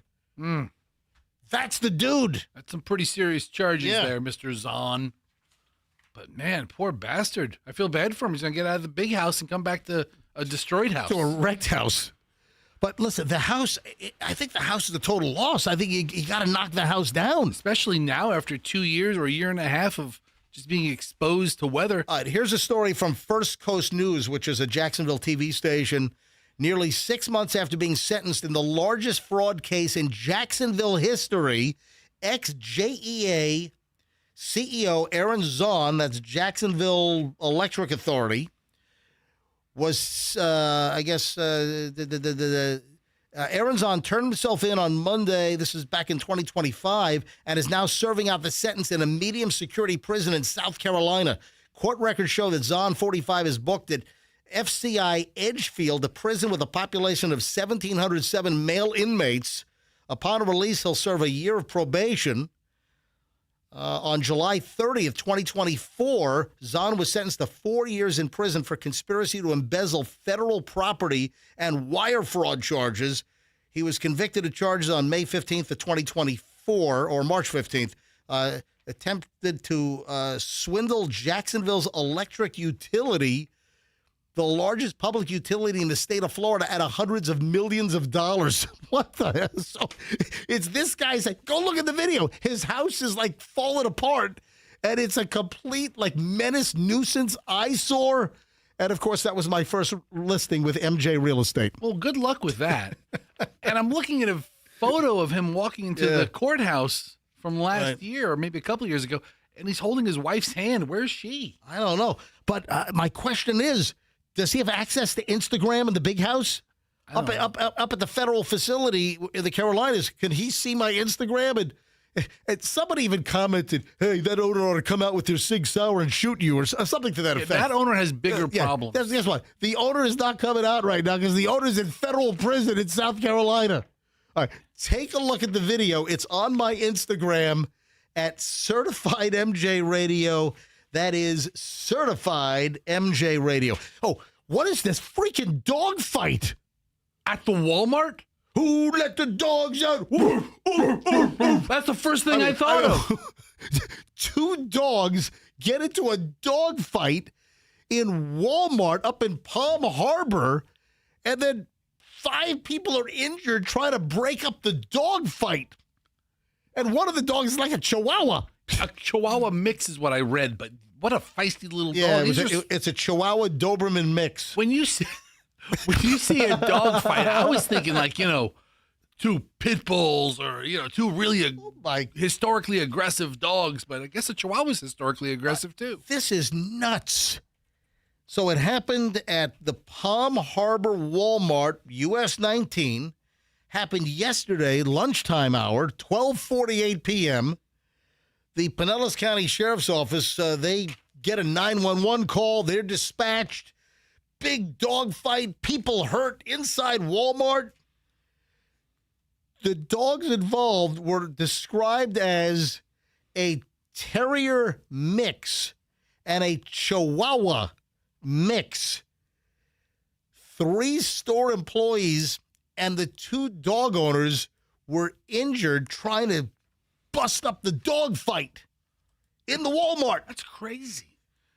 How do 5 people get injured? Yeah, because the dogs are scrapping at it, man. Yeah, listen, our dogs, our 2 Jack Russells, our female wears the pants in the family. She's a scrappy little bitch, all right? So our Jack Russells, they're great dogs. They're loving dogs. But when they get into a fight after, like, who's going to go get the squirrel first, or if it's a lot of times it's over food, as with most, dogs. A lot of times it's food related. And our female will get in and grab onto Gatsby. Scout will go after Gatsby, and I mean not let go. I mean like bear trap jaws. And I've got to like grab, and I've actually been cut. I've actually had, some bite marks, not where she's intentionally biting me. You be but careful. I've got to pull her apart. And it happens, once every couple of, maybe twice a year. Don't you bring that bitch to Walmart. I'll tell you what. So, dog fight in Walmart. And listen, this is why places don't want dogs in their freaking, what was it, Publix. Remember all the abuse? How many stories did I tell about South Tampa Publix, like these entitled, South Tampa, Lululemon workout pants wearing entitled, women going into Walmart with their dogs, walking their dogs through Walmart. I'm sorry, through Publix, rather. You told 438 of those. Dude, stories. I told that story a bunch, and listen, I'm sorry, it's mostly women. 3,284 times. Just walking their dog. And then, remember Publix about, a year ago? They really started pushing and publicizing and enforcing their no pet policy. They put a sign, like, in the vestibule of the store. They had, like, a sign for a while, no dogs allowed, only service animals. It was getting out of hand. It was getting to the point where I would go to Publix in South Tampa, whether it would be like Neptune and Dale Mabry, or the one on Kennedy across from West Shore. It would be almost every single trip, somebody would be like walking their dog on a leash, or they had their dog in like their purse or something. So Publix said, nah, knock it off. Cut the crap. No more dogs in the store. They didn't want a dog fight in the deli section. There you go. And instead, the deli fight goes, or the dog fight goes to Walmart. Now it's moved to Walmart. Oh, no. Exactly. So do not bring your dogs to Walmart, for crying out loud. All right, I'm looking, and there's a Subway in this Walmart. Yeah, I saw that. It looks like it's in like the walk-through area before the Subway. I don't think the fight happened in the Subway. It happened maybe in the cashier area where everybody. I didn't see the actual location of where the dog fight occurred. I think I have some from one of the news reports. I think they talked to a witness. Did they? If you care. Was hospitalized. Bob and Marie Elgin were shopping at this Walmart in Palm Harbor, unaware that hours earlier, 2 dogs brawled inside the store, sending shoppers scrambling. I just don't think they belong in there. For bites, it's nothing else. Exactly what happened here today. Both dog owners, along with 3 Walmart employees, suffered small injuries as one person was rushed to the hospital with high blood pressure. What did we say about That was the hospital. That was the other thing. High blood pressure. There's a dog fight in Walmart. Oh, I wasn't bitten. Nope, I wasn't bitten. I got me some high blood pressure. I got the diabetes. High blood pressure. What the hell? I thought you go to the hospital, but we're going to rush you there. What the hell? Anyway, dog fight at Walmart in Palm Harbor. How so Florida, right? Total Florida story. I'm kind of grateful it happened locally. That way we can claim ownership of it. All right, dear Flabby in a few minutes. Let's go. Oh. No, I said in a few minutes. Oh, never mind. Let's wait. First, what are you really looking forward to today, Fester? Come on. Besides Dear Flabby? Yeah. Well, listen, we're all looking forward to the latest Dear Flabby, which will be coming up in a minute. But come on, dude. It's a holdover from yesterday, and I said that I would. Oh! Go ahead. So the Rock and Roll Hall of Fame, right? They announced who's inducted. Use your words. Let's go. I am using words. I was talking a little slower. I know. The Rock and Roll Hall of Fame they're inducting Sade. Well, they're inducting a bunch. So it Well, was amongst announced. others. It was announced earlier this week. The 2026 class for the Rock and Roll Hall of Fame, and it was officially unveiled that the 2026 class will be Phil Collins, Oasis, Billy Idol, Wu-Tang Clan, Luther Vandross, Sade, Joy Division / New Order, and Iron Maiden. Iron Maiden. And Fester, as soon as he heard Sade, Anytime I hear Sade, anytime Fester hears Sade, Fester, what do you say? the greatest, in my opinion, of the Milton Fudge Cow crotchety old man calls. It was it was not a traditional crotchety old man call. It was done live, Right. on the air, Right. warts and all. We just put it out there. We didn't know what was going to happen, but we get a hold of a guy in Jamaica, and the guy's name was Bogle. He was a cop. It was a cop at the courthouse in like Kingston, Jamaica. Now, Bailey put together a quick little synopsis of what happened. Sade, the singer, you're a smooth operator, and the sweetest taboo. I mean, she was a big star back in what, the mid-'80s? She had some real, like, smooth hits. Here's what happened.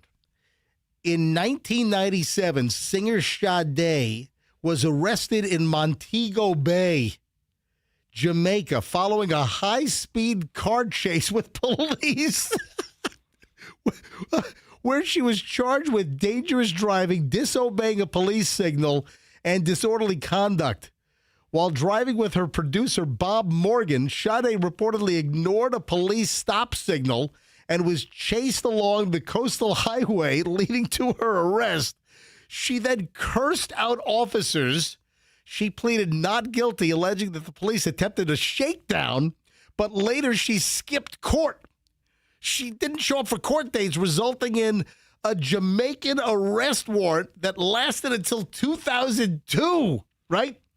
So this was a huge story back in the late 90s. And then it rolls over Right. into the 2000s? So there was a story that she was supposed to appear in court finally. And we had today's the day she's going to court. But I think she was a no-show for that as well.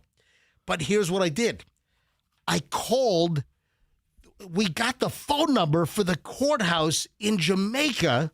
Maybe it wasn't Kingston. Maybe it was Montego Bay, right? Whatever. Right. So I call up, and we get a police officer on the phone. All right, the call is self-explanatory. And this is one of Fester's favorites of all time. All right, and then we'll do Dear Flabby right after this. Listen. Hello? Hello, is this the Supreme Court building? That's correct. Yes, my name is Milton Fudge Cow, and I am the representative for the singer Sade. Uh-huh. Do you know Sade? No, I don't know that person. Yeah, other policemen might know him, but I don't know that person. Well, Sade is the internationally famous superstar singer, and she's supposed to be in court today. She's the one that yelled and screamed at the officers and, was weaving and swerving. So what do you want to know about her? I'm her lawyer. Yeah, sir. She can't make it. She can't make it today? No, she's got a nail appointment. Yeah, please call back about 9 o'clock. 9 o'clock? Now, listen here. What's your name? I said, please call back about 9 o'clock. I can put you on to higher authority. I understand I tell them that. But listen, I want to offer money. I want to bribe somebody. I got serious cash for the judge. Yeah. I got like $8,000 to have the judge do things my way. I got $1,000 in it for you.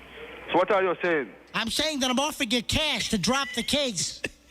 And that Sade can't make it because she has a nail appointment and she's got the bad case of the squirts. What case is that, Chaz? The squirts. Well, I'm not the arresting officer. Okay, well, listen, I got cash coming out the wazoo. I'm ready to pay everyone off. All right, got $1,000 for you just for picking up the phone. How about that? Yes. You like that, huh? You have the grant to give me? Yes. So how would I receive that? I'll do it later today. Can you reach here by about 9 o'clock this morning? Yes. I'll come up. I got a bag of loot. My name is Bogle. Oh, good. Okay, I will see you at 9 o'clock. Let's just get this whole Sade thing thrown out, okay? I am Bogle, right? Yes, I Camera will. Bogle? Yes, Bogle. Yes. I will see you at 9 o'clock. So please come and ask for Mr. Bogle, right? Absolutely. And I will talk to you and talk to other and carry to other people, right? Absolutely. Get the hand out. I got some money for you. So you reach here at the Supreme Court Yes. by 9 o'clock and ask for Mr. Bogle, all right? I will see you there. I'm going to have a wheelbarrow full of money. So you will come 9 o'clock and ask for Mr. Bogle? Yes. 9 o'clock, all right? Yes. This morning. Bogle, I'll see you this morning, 9 o'clock. 9 o'clock this morning, Yes, yes. right? What's your name again? My name is Milton Fludgecow, attorney at law. Okay, ask for Mr. Bogle, all right? Mr. Bogle.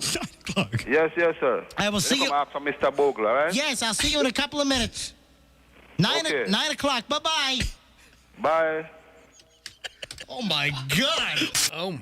Is that nuts? All right, we're back live now. That call still holds up, man. That is great. Man, that guy didn't want me to forget that his name was Bogle. How many times did he repeat his name? It was like 30 times. Bogle. At least. That just shows that you got a lot of Jamaican cops on the take. At least back in 1997. He was doing a really efficient job. Call back later. I'm not the arresting officer. My name is Bogle. As soon as there was a little bit of money involved. Oh, yeah. He just snapped to attention. And how would I get that? Exactly.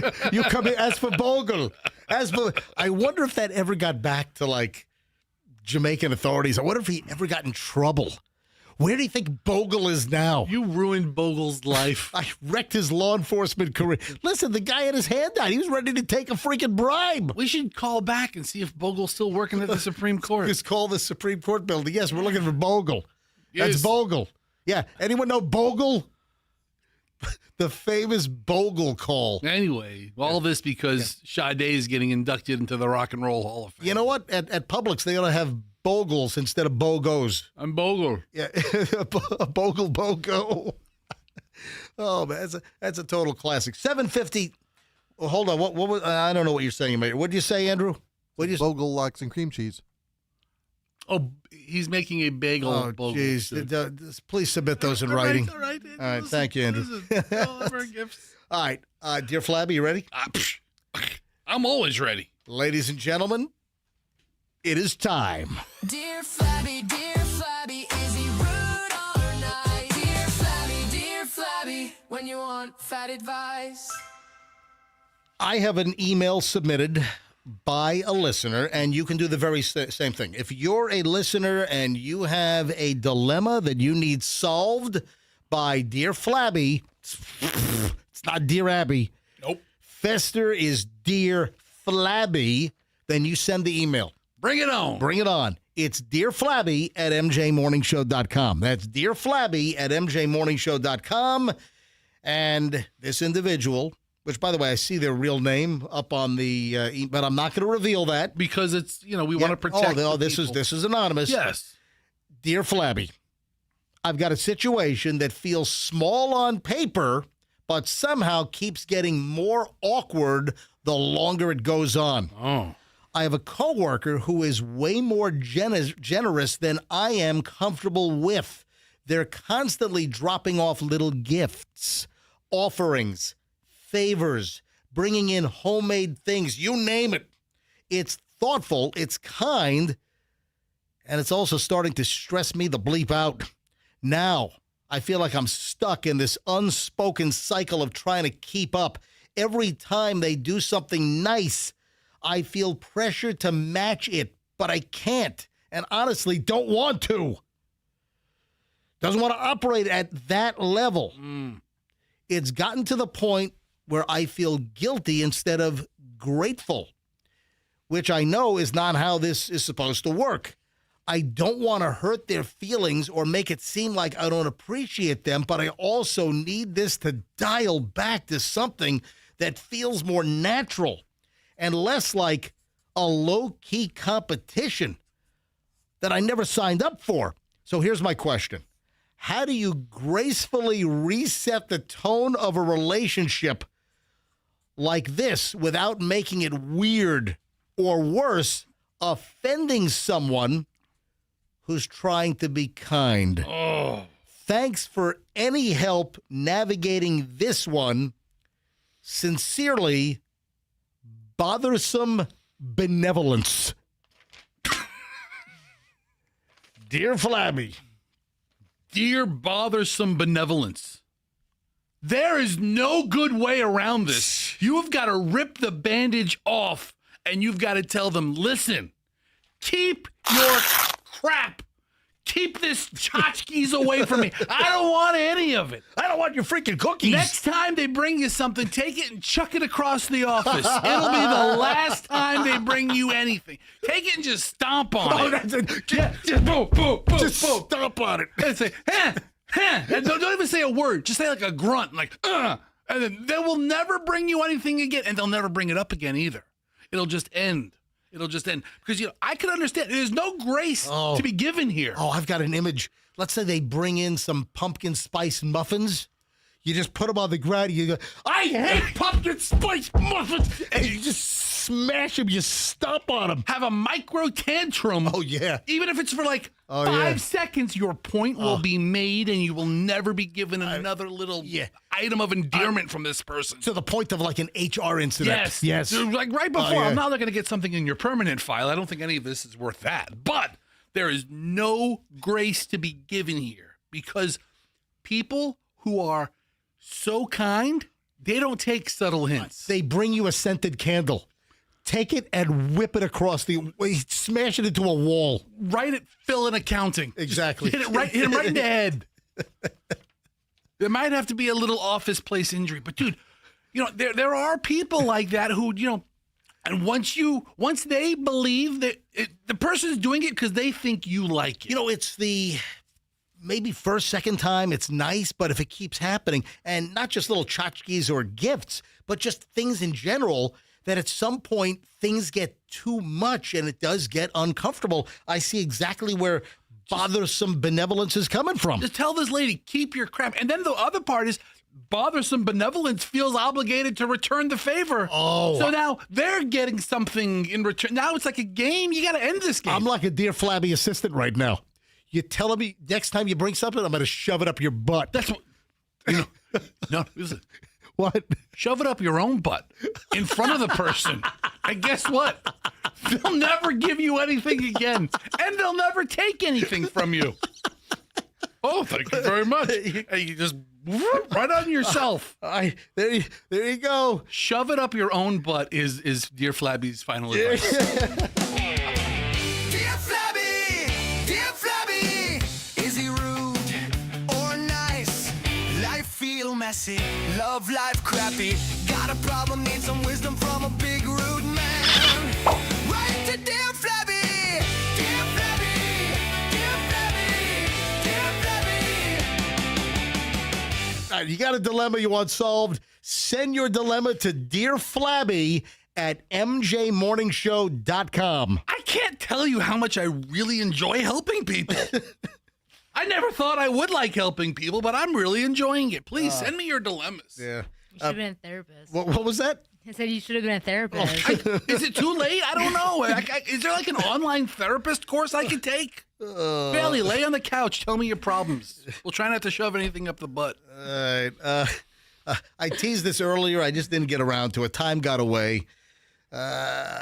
Psychopaths and jobs that they gravitate to. Psychopaths? Yeah.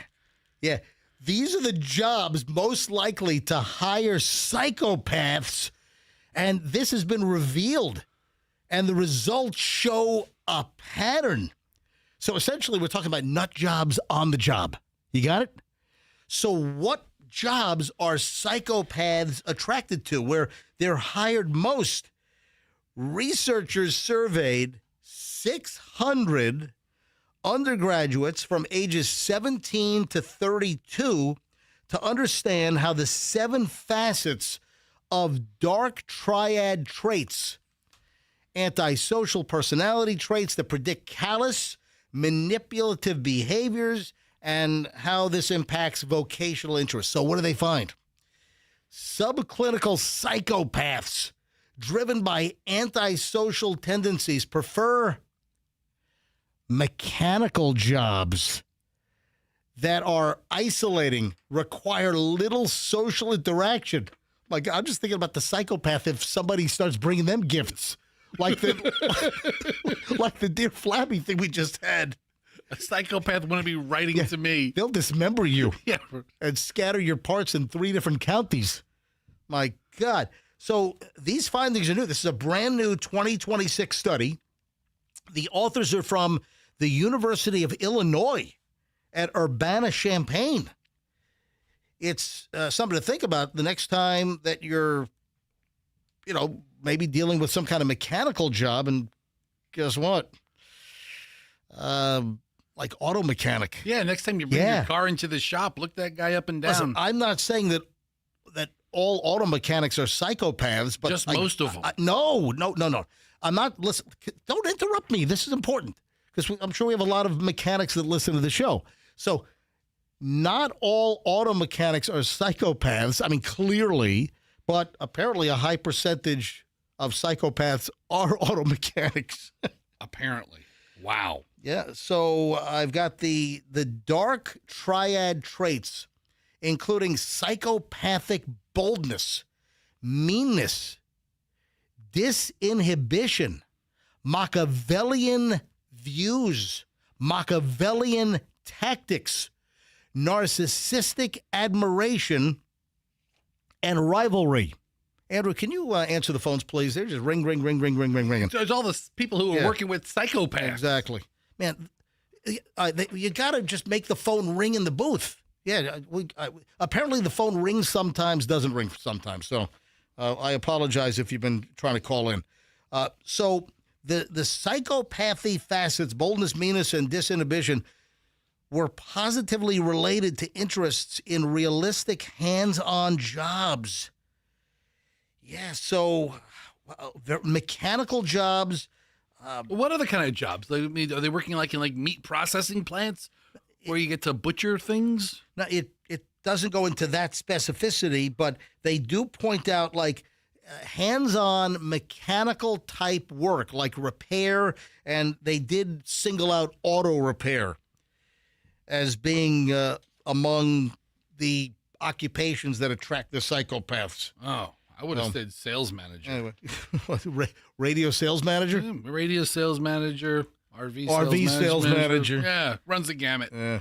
But think about it. Think about how many psychopaths were people who were just people who you had questions about in your workplace. That's not something they disclose to you. You don't say that in your interview. Well, Chet, what do you think you could bring to the workplace? Well, I'm a psychopath. Yeah. It's 8:02, time for the Cash Kitty. Wow. The cat's a psychopath. Yeah, Cash Kitty time, folks. If you'd like to win $1,000, here's your shot. The word is final. So this is easy. Just go ahead and text the word final, FINAL, nationwide to 45911. Do it before 8:15, and you got a shot at $1,000. The Cash Kitty word right now is final. FINAL. Text it to 45911, and you can win the $1,000, or you can enter it on the Q105 app or at myQ105.com. Good luck. Hey, I saw this, and I laughed out loud. A client did not pay his dumpster bill.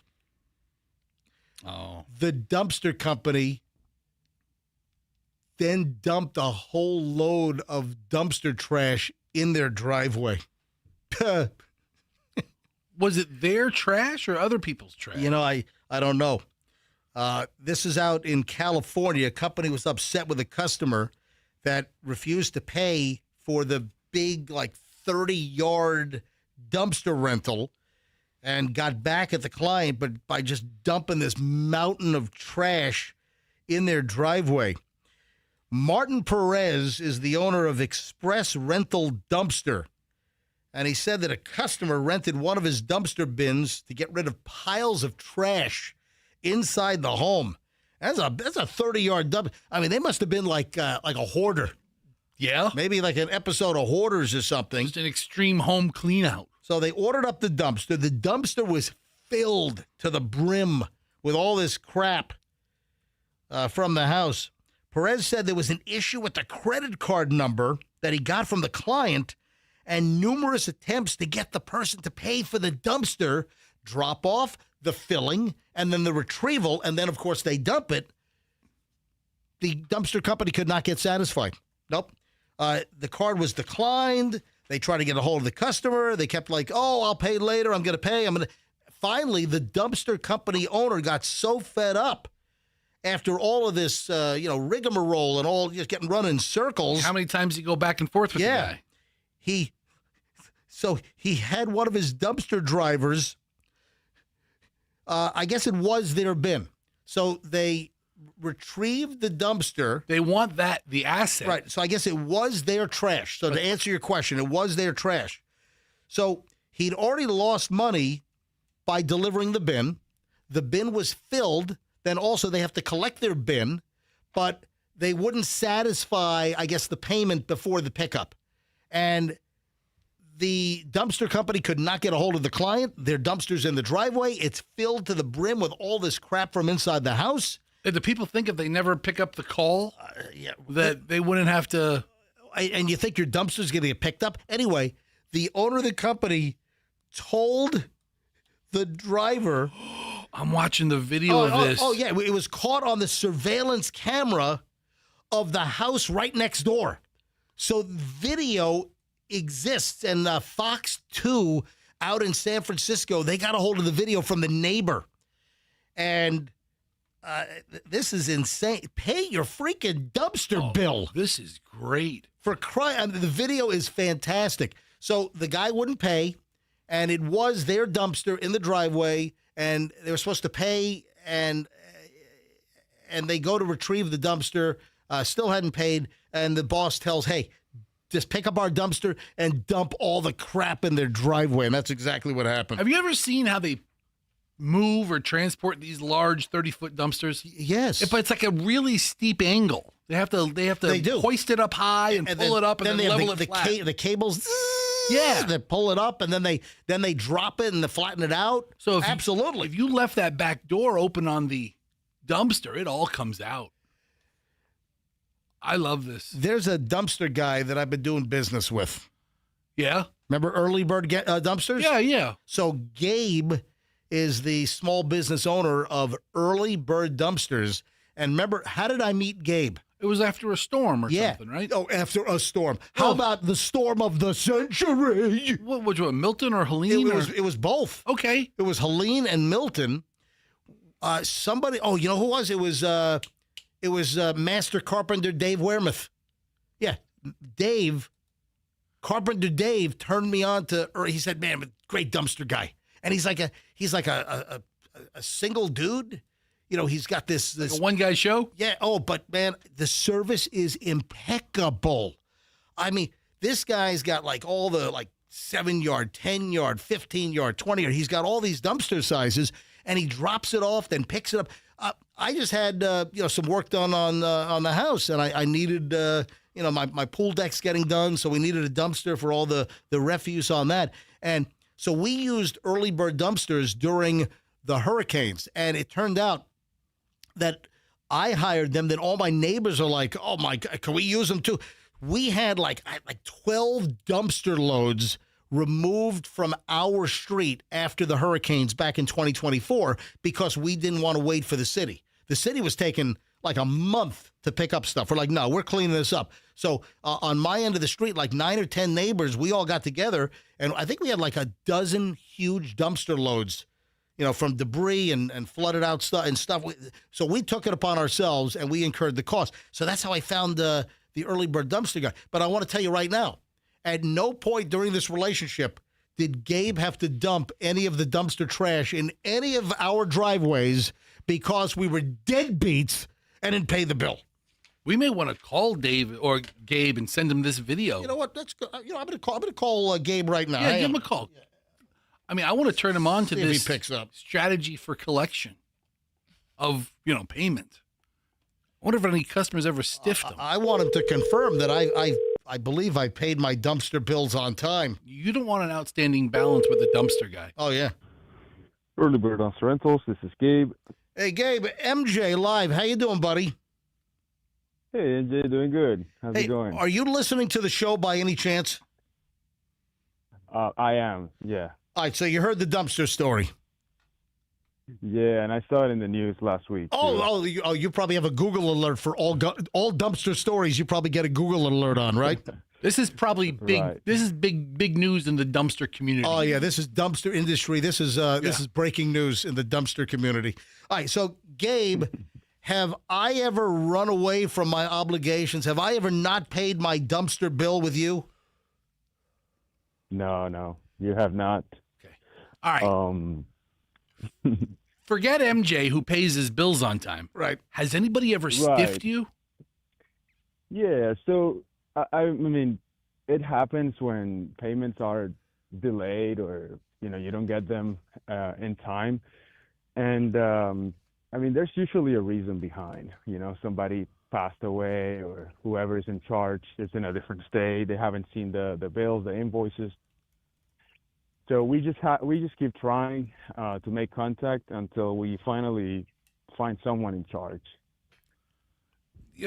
Have you ever thought about dumping? Doing what this guy did out in California, just dump the whole load in their driveway. No, it's not legal actually. I mean, my research tells me it's not legal to do that. Gotcha. Listen, hey, and you actually advertised. So after the hurricanes, Gabe actually bought some commercials here on Q105 and picked up some new clients. Mm-hmm. Hey, Gabe, thanks a lot, and thanks for affirming that I'm not a deadbeat client and that I've paid my bills on time. In fact, just recently, just in the last couple of weeks, we had a dumpster load taken away with all of the pool materials. All right, Gabe, have a good one, buddy. I appreciate it. Thanks, guys. Take care. All right. Yeah. Nobody thought you were a deadbeat customer, by the way. I'm just trying to reaffirm. There's not a bunch of people out there saying, that MJ guy, he doesn't pay his bill. All right, so here's the deal.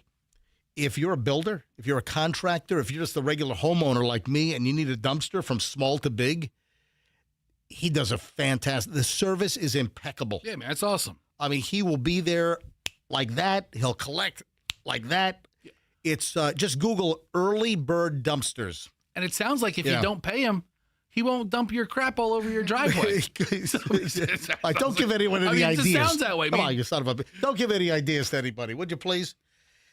All right, so I've got the Michelle situation. Michelle's up in New York. Julian calls with a crisis yesterday. Oh, I got a dad crisis I got to deal with. Oh, boy. Which crisis you want first? I want the Michelle travel to Julian crisis. All right. So I get a call yesterday. The 16-foot budget rental truck that Julian and his student filmmakers are supposed to pick up this morning is unavailable. And they can give him a cargo van. What? The difference between a 16-foot box truck and a cargo van? That's a dramatic difference. They have this huge 500-pound dolly. They're renting like a movie dolly. All right, so folks, hello dolly. All right, if you don't, well, hello dolly. Well, hello film dolly. All right, it's so nice to have. So Julian is the director of photography. Julian is a junior at NYU Film School up in Manhattan. Julian's girlfriend is a graduating senior. She's got her senior film project. It's like a $15,000 to $18,000 movie. I mean, she's raised money, and this shoots in the next couple of days. Remember, Julian did his junior film project.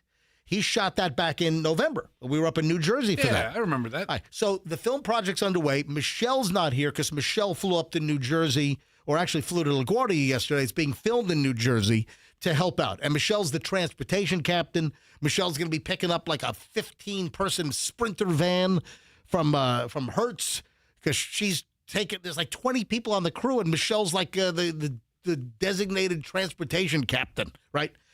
Got a call yesterday. Crisis. This is like 4:15. I'm assuming close of business, let's say it's 5 o'clock, right? 4:15, 4:20 yesterday, I get a call. Julian just got a text from Budget. Budget says, we're sorry to inform you that they made this reservation like 10 days ago. And suddenly there's no 16-foot truck. We could give you a cargo van. Hey, take your cargo van and drive it up there sideways. That's not going to cut No, it. it's not. They've got all this lighting equipment. They got tons of equipment from NYU that they check out. They're even renting a dolly they got to pick up in Long Island City, and it's one of these huge movie dollies. Budget don't care. So they got hosed. Budget don't care. Budget rent a truck. It's more like budget rent a. Listen, they'd given you that. That's right. what they did. Exactly. They got effed over. All right. So here, Daddy's got to come to the rescue. So. What, you have a friend with a 16-foot box truck in New York and you've been holding out on him? How'd you know? I'm just No, thinking, I'm kidding. How did you come to the rescue? Here's the deal. So with the students, there's a certain list of companies that they're allowed to rent from. So they're allowed to rent trucks from Budget or Penske. They can't rent from U-Haul for some reason. It's whatever the reason is, they can't. They have to follow the regulations of New York University, of NYU. So this is like last minute, and I start calling around. I get to the Penske call center, and the nicest freaking woman, I explained the issue. I was like, yeah, they had a Budget rental truck that fell through. And instead of her being all pissy, well, why'd you go to Budget first? Why did you come? She was like so helpful. Anyway, got them a 16-foot truck with the loading ramp, so they're good to go. So crisis averted. Thank God you were available. Yeah, I'm jealous as hell because they went to Industry for pizza last night in Manhattan. In the 16-foot box truck? They drove it right through the front of the store. How they find parking? Julie lost control. Drove right through the front of the pizza shop. Now, so I think they pick up the truck. I think they've already picked it up. I think they were supposed to pick it up at 8 a.m. I think they already got it. So that was crisis number one. You ready for the next crisis? Yeah. I got family crises coming out the yin-yang. All right, my dad occasionally watches us on MJTV. Hey, how you doing, Pops? All right, I don't know if he's... this is sensitive. I don't know if I should... you know what? I'm probably going to get in trouble for this. I don't know if I should do this. Is he okay? Yeah. Well, Well, listen, you may not be aware of this because, you live in your own bubble. But there are a lot of people who are really concerned about your dad. whoa. I live in my own bubble? Well, you live in like this bubbly... Yeah, well, like you do. I'm like the boy in the bubble? Maybe not that restrictive, but yeah. Yeah, you live in your own little existence. But there are a lot of people, and I hear from a lot of them, because like if we miss a day or we take a day off, a scheduled day off, people are like, oh my gosh, is MJ's dad okay? Because they may not, there's a lot of people concerned about your old man. So I just wanted you to know that. My dad has been in bed, bedridden, at home with home health care. Right. Since November of 2024. Yeah, he's been in bed for a minute. Yeah. I mean, my dad, mentally is, he's sharp. Doing all right. Well, Dad, if you're listening, I've got to address something. If not... Listen, he's not the favorite son anyway. So yeah, I'm not the favorite son. I mean, what's there to lose? Yeah, my brother walks on water. I'm as my parents once said, my one son is a surgeon. My other son is the bum DJ. Yeah, you could call my other son to make a request to play Billy Joel. Can you play Chumbawamba, please? Coming right up. So, yeah, that was said at one point that Drew is the doctor, he's the surgeon, and our other son, he's a bum that works on the radio. All right, so which is factual. Here's the problem. What? So Dad is in bed and has literally watched everything on Netflix twice. 14 million actual downloads. Poor bastard. All right. Well, the problem is my dad, he's ordering crap that he doesn't need. He sits in bed. He's got the Amazon app. He's got, the Temu app. My God. And the latest round of stuff that he's ordered, he ordered a massive commercial griddle. I could use one of those. Like $7,400. It shows up at the house. Is it going in like a crate? Are they going to put it up in the bedroom? It's for a restaurant. That's a pretty big one. It's like 70. It's like ridiculous. When you said a commercial griddle, I thought you meant like a big Blackstone or something. No. But no. He's ordered like 4 or 5 air fryers now. They've got boxes of air fryers downstairs. He ordered an 8-foot pole saw. Oh, those are handy. They have a gardener. My dad is in bed. He does not need a pole saw. All right. I feel bad. Dad, if you're watching this, please stop ordering stuff you don't need.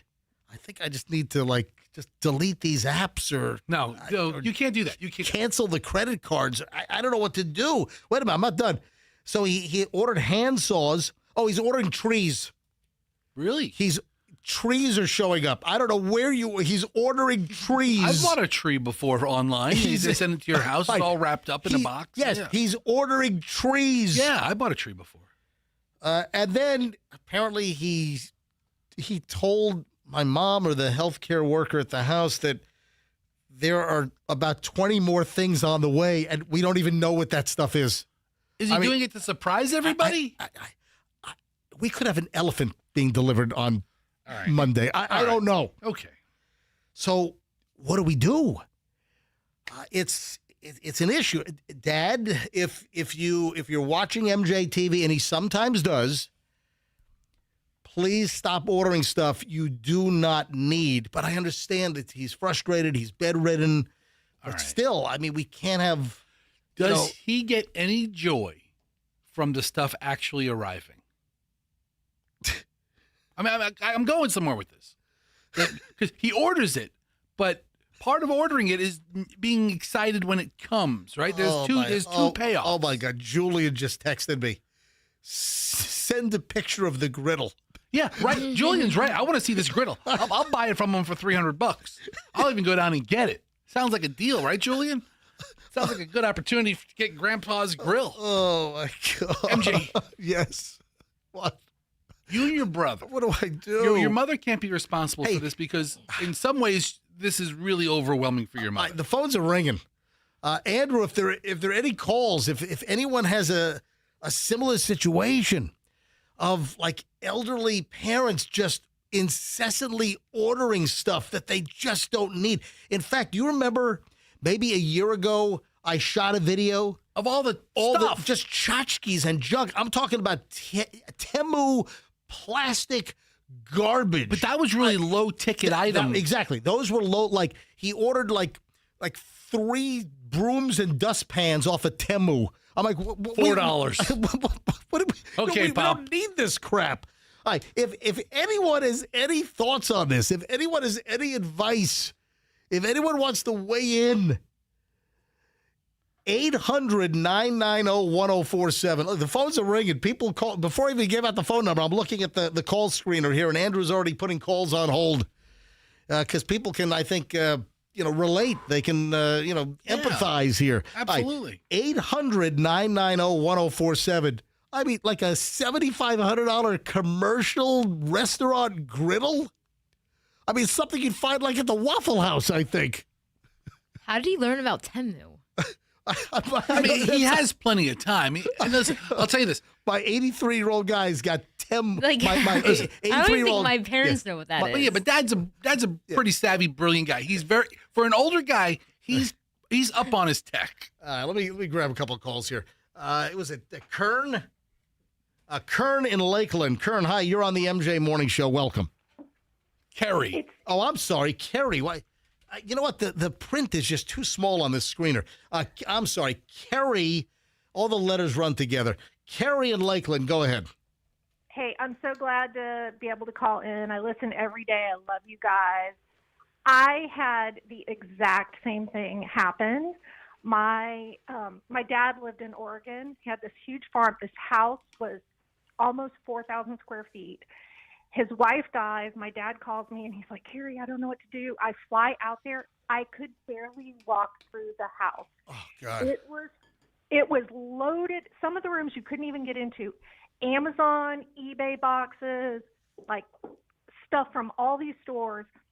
I was like, what is going on in here? I ended up living out there for like a year. It took me over 3 months to open all the boxes. There were 5 air fryers. I mean, so his wife was bedbound like the last couple years of her life, and that's all she did. And when I started looking through the credit card statements, it was like $7,000 to $20,000 a month just buying stuff. 7 to 20. I mean, just the fact that you said it took you 3 months to open all the boxes. I mean, it was like a fulfillment warehouse in this place, right? Your own fulfillment place. Oh yeah. I'm standing in this house going, "This is my inheritance." Like, it's all in eBay boxes. I was you know what? I need to look at it that way. Dad's eating into my inheritance. So, I'm not getting. My brother's getting everything. I'm not getting jack. What did you do with the 5 air fryers? I ended up just giving things away to like the community. And, Were they Ninja air fryers? yeah. Well, at the time, my son was going to college out in Oregon. I'll give him one. And You can make some chicken nuggets. Opened up an eBay shop, and you know what I had that was ridiculous? I had over 1,000 those Build-A-Bears and like 10,000 outfits. She was obsessively buying Build-A-Bear. Oh, my God. They're so cute. Yeah. All right, so how do you solve this? I mean, I would fly out there and then rent like a U-Haul truck and drive all this stuff to my son's house. And he opened up an eBay shop. And I was like, to resell I don't it. want any of this. Whatever you can do to supplement your income while you're in college. Oh, my Okay, God. but Carrie didn't solve it. The wife was buying the stuff. Yeah. And then she died. So then it solved itself. And then the old man, her dad's just trying to get rid of the merchandise. Wow. Carrie, thanks for the call. I appreciate it. I'm sorry to hear about your dilemma, but hey, you can obviously relate to what's going on at my parents' house.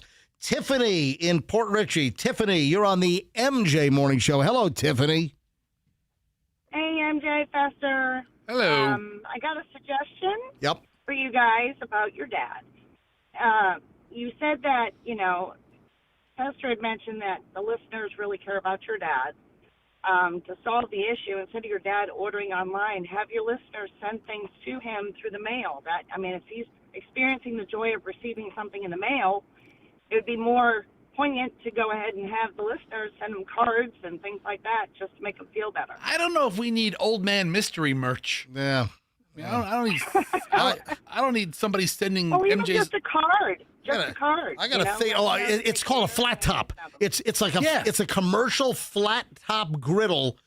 Like, does it run off of propane? I don't know the fuel source. Let's open a food truck. Let's open a MJ Morning Show food truck. There you go. All right, Tiffany, thanks for the call. I appreciate the Tiffany, suggestion. thank you. Philip in hey, Andrew, 2 more. I'll take the last 2 calls here. That's it. I got to move on. Philip in Palm Harbor. Philip, Palm Harbor. That's where the big dog fight in the Walmart was yesterday. Philip, were you in Walmart during the big dog fight yesterday? No, I didn't hear about that. Oh, it's the biggest thing happening in Palm Harbor today. You should have been listening to the MJ Morning Show about an hour ago. Yeah, we were talking about it. All right, go ahead. So my grandmother had Alzheimer's, and she had a caretaker that would take care of her, and she would take my grandmother out on shopping trips. And the next day, she would secretly go return all the stuff. And so my grandmother had the joy of ordering stuff, buying stuff, and didn't know it got returned. All right, here's the problem. A lot of the crap is coming from Temu. You can't return that crap. Come on. Amazon. I think you should take the griddle and do a giveaway on the show. I'll go rent the truck, drive it up here, and then give it away. Yeah, like Temu stuff. Try returning that crap. And I want my dad to get the Temu. Remember, we had this story about the FBI. The FBI is warning people to get certain apps off your phone. Temu's one of them. And it's believed that Temu is one of the apps that they're stealing data from absolutely. you. Yeah, folks, if you have the Temu app on your phone, get it off your freaking phone. It's like a Chinese spy operation. Get it off and stop ordering stuff there. So Amazon, you can send stuff back. I got to figure out where the $8,000 griddle came from. I don't know. And it's not like a barbecue, like this is like a commercial restaurant grade. This is where they're making omelets and this is, they're all jammed up on a Sunday morning for brunch. This is like a restaurant, like griddle. Let's put it in the back of the truck. I'll drive to some diners, see if I can't unload it. All right, Philip, thanks for the call. All right, one last call on this. Charles is on the MJ Morning Show. Hello, Charles. Welcome. Hey, MJ, how are you, buddy? Doing fine. Go ahead. I got a good one for you. What? A couple of years ago, my friend's 85-year-old mother, she's wheelchair bound and she's losing it.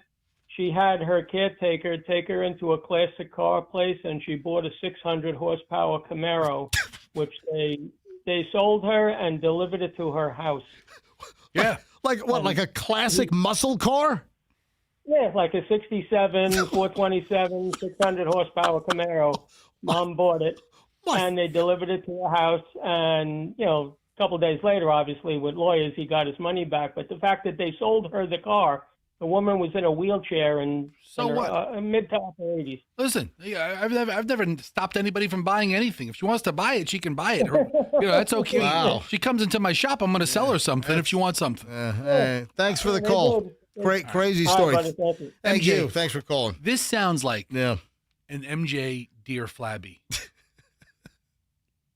I'm going to tell you, all right, all kidding aside, I'm going to tell you what you do. You can't take it away from Dad. He's had enough taken away from him. So he gets, I realize okay, that. so he gets a degree of joy from ordering this stuff.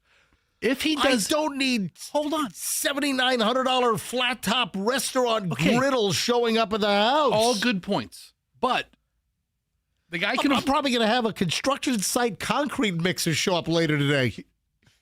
go to his phone and you have to change the address to the radio station.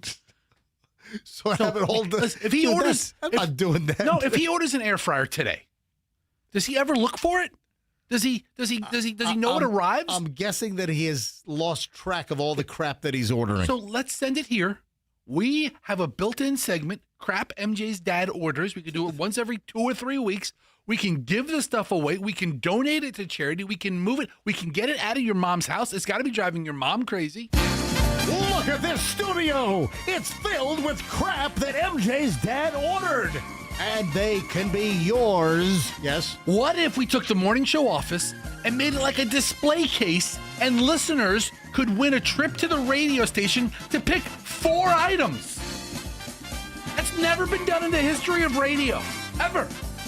You have to come to the radio station. Everything in this room, the morning show office, we will make it. It was stuff that MJ's dad bought and paid for.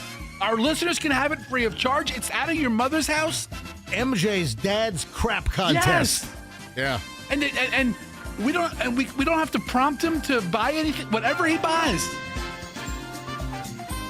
And you gotta, next time you go there, or you gotta talk to your brother today, go into the app and change the delivery address to the radio station. We have people 9721 Executive Center Drive North. Yeah, we have people here at the office to receive packages. FedEx comes here every day. All right, moving along. I'll take it under consideration. That's the way, dude. All A right. brand new radio promotion. Win MJ's dad's crap. Win MJ's dad's crap. And it's, and you can win anything from a $7,500 grill top to a couple of like furniture sliders, for off of Temu. All right, moving along. I've heard of this happening in the past, and this is just like the latest example. You got to be careful who you're rude to. If you're rude to the wrong person, you might think that this has no impact whatsoever. But I've heard CEOs say that this is a test. That if they're interviewing somebody for a position at a company, that they secretly monitor how a potential job candidate treats other people at the organization.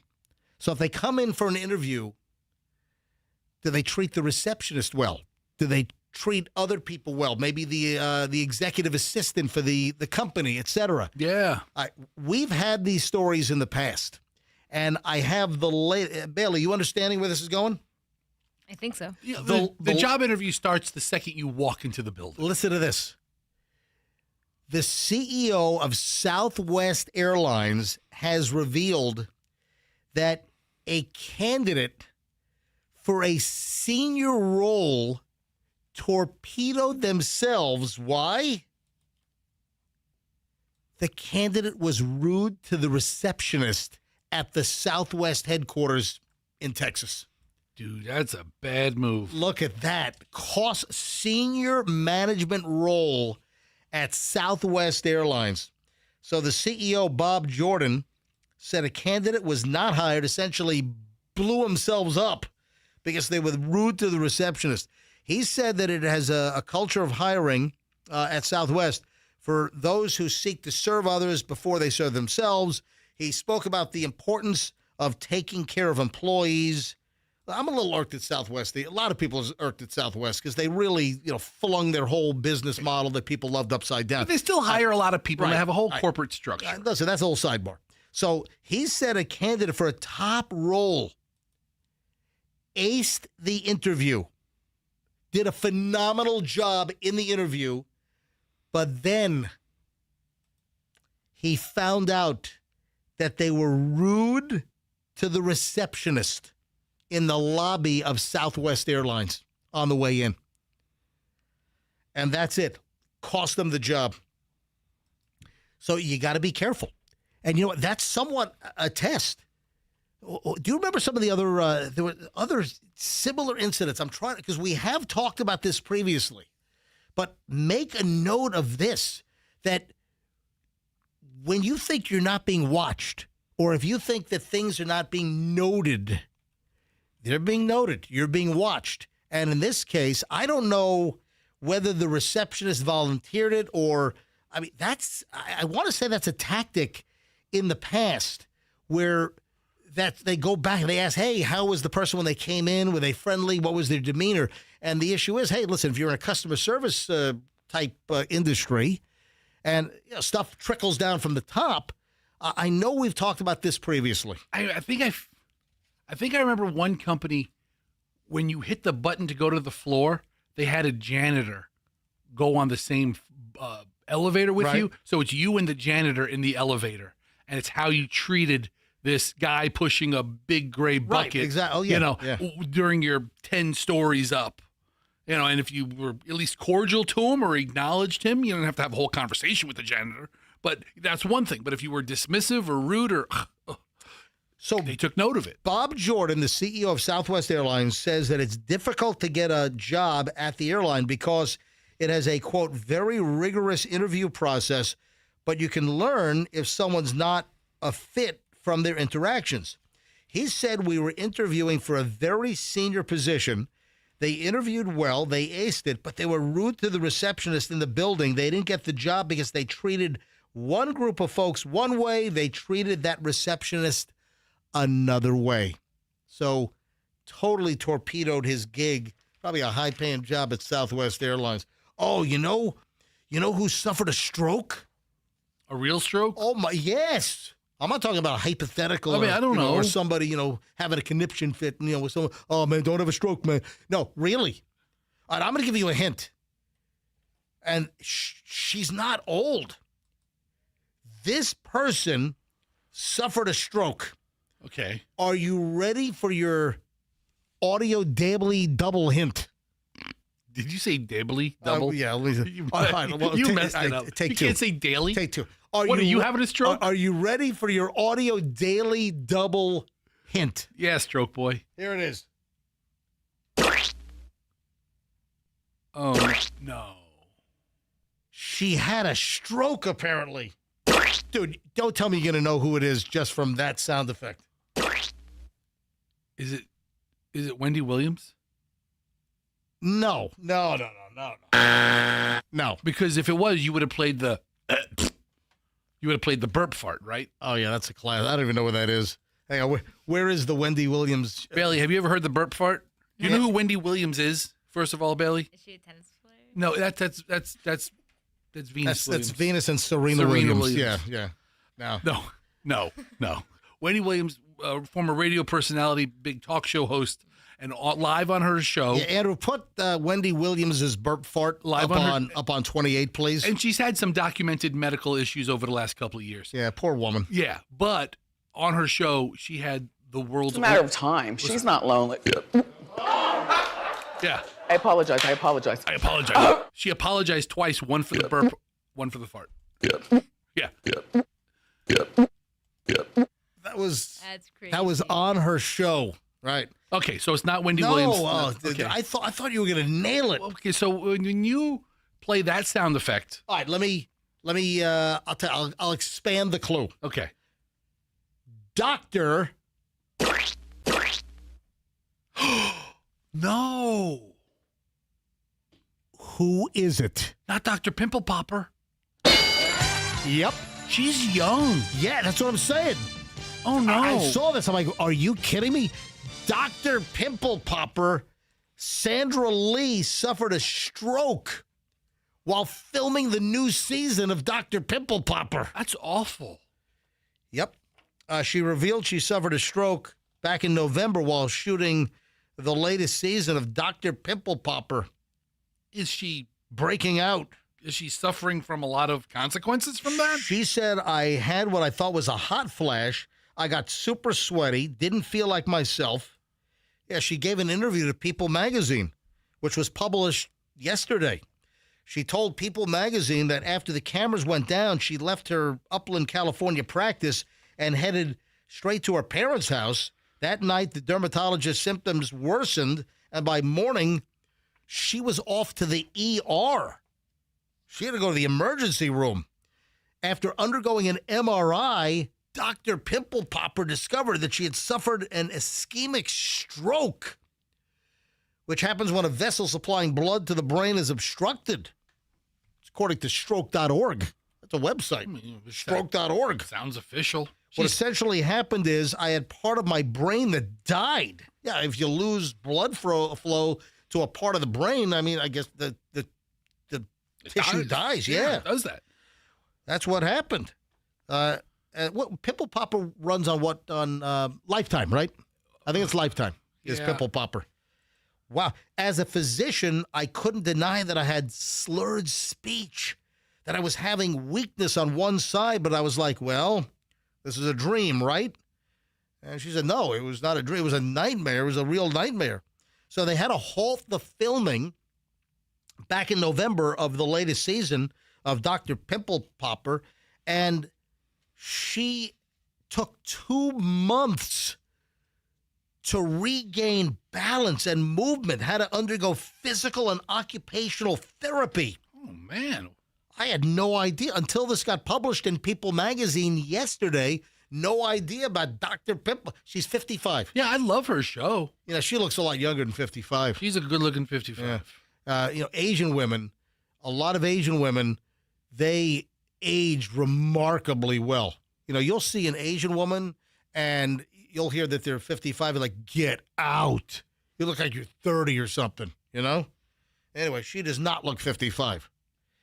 So she says that her blood pressure and cholesterol were not under control, a lot of stress in her life, dealing with patients.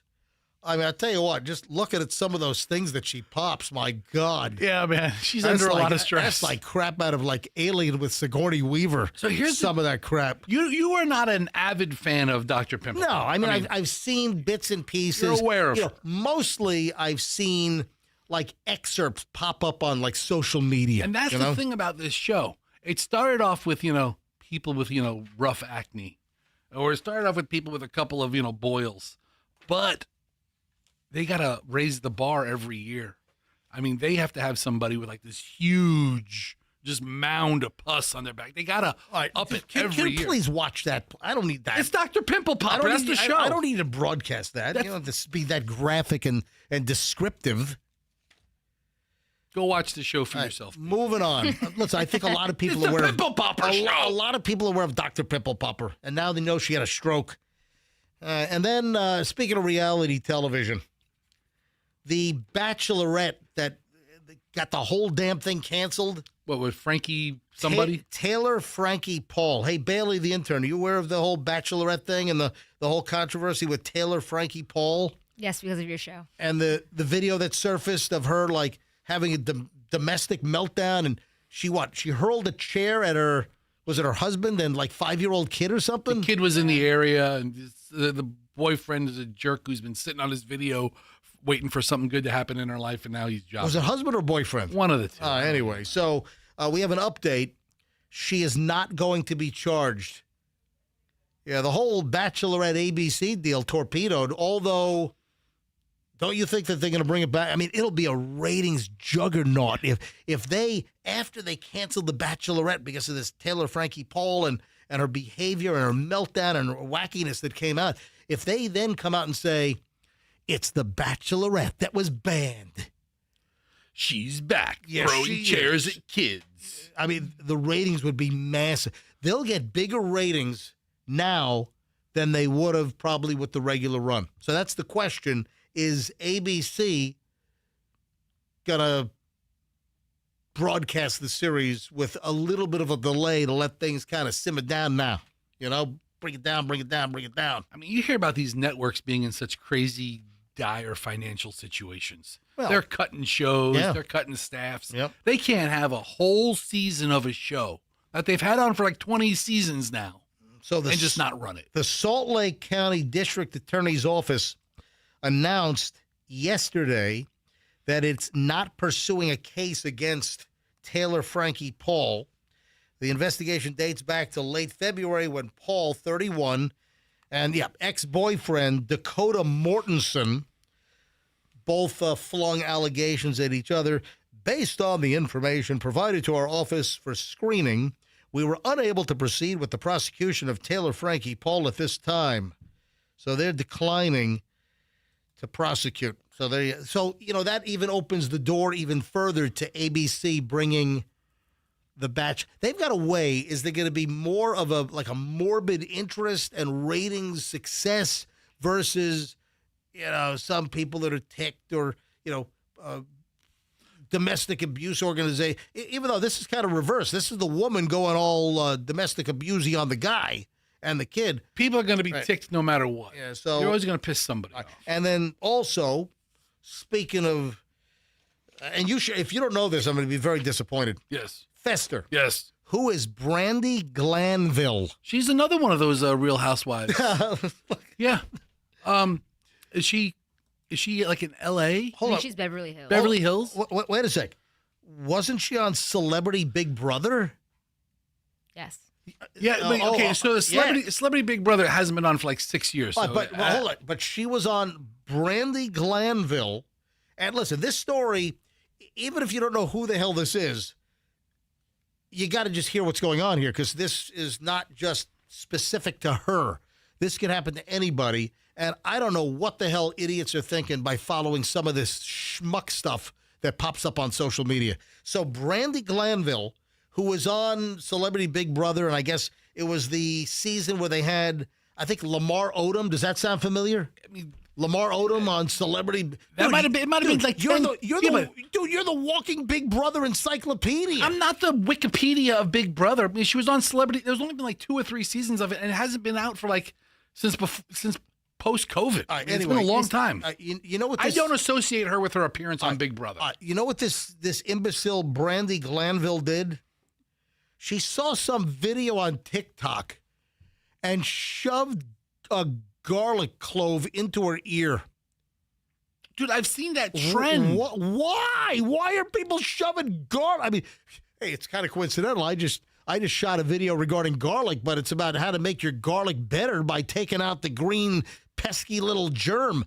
Take the little sprout out. When you cut your garlic, when you have the green sprout inside, don't use that. You got to peel that out. That's bitterness right there. It doesn't like the garlic, it's like kills germs to like. I did it up my nose. What? I put 2 things up my nose when. You're shoving garlic up your nose? What is wrong with you? Don't shove garlic up your nose. It was let me get you. saw it on TikTok. Yeah, it was supposed to make you not get COVID. Okay, what? All right. I think garlic's like, it's supposed to be like anti-fungal or anti-inflammation. Yeah. And if you have like an ear infection, you put it in your ear. Brandy Glanville got a clove of garlic stuck in her ear because she's taking medical advice by watching idiots on TikTok. Yeah, it's amazing. Yeah, she revealed that she caught a cold from her son, Jake, and she was scanning the internet on remedies and came across a viral TikTok trend video about shoving garlic in your ear. The medical misinformation out there is it's incredible. Oh my God. So I much mean, stuff. Folks, do not take medical advice from TikTok or Instagram for that matter. She said on Easter she had a cold. She didn't do anything because she had garlic stuck in her ear. How freaking big are her ear canals? Or did she like mince it? She's got a big wide ear canal. Oh my! I mean, people stop taking stupid advice from TikTok. I don't get it. Hey, we got a lawsuit that's been filed. By who? The garlic industry against this brand? No. This is something new. So somebody, you know those stories that happened like 2 years ago, and then someone files a lawsuit like right before the statute of limitations runs out? Right. Well, guess what? We got one of those involving Kanye. I refuse to call him Ye. What happened to him? Apparently he punched somebody out in Los Angeles nearly a couple of years ago. Now they're finally suing. Kanye West has been sued for sucker punching a man at the Chateau Marmont. That's the famous Sunset Strip Hotel. John Belushi died there. I mean, there's a lot of stuff's happened at the Chateau Marmont. And the individual was knocked out, knocked unconscious. And Kanye West apparently is the aggressor here. It's my dream to get punched by Kanye West. Kanye West is being sued for allegedly sucker punching a guy last year, knocking him unconscious before repeatedly punching him as he lay motionless and defenseless on the ground.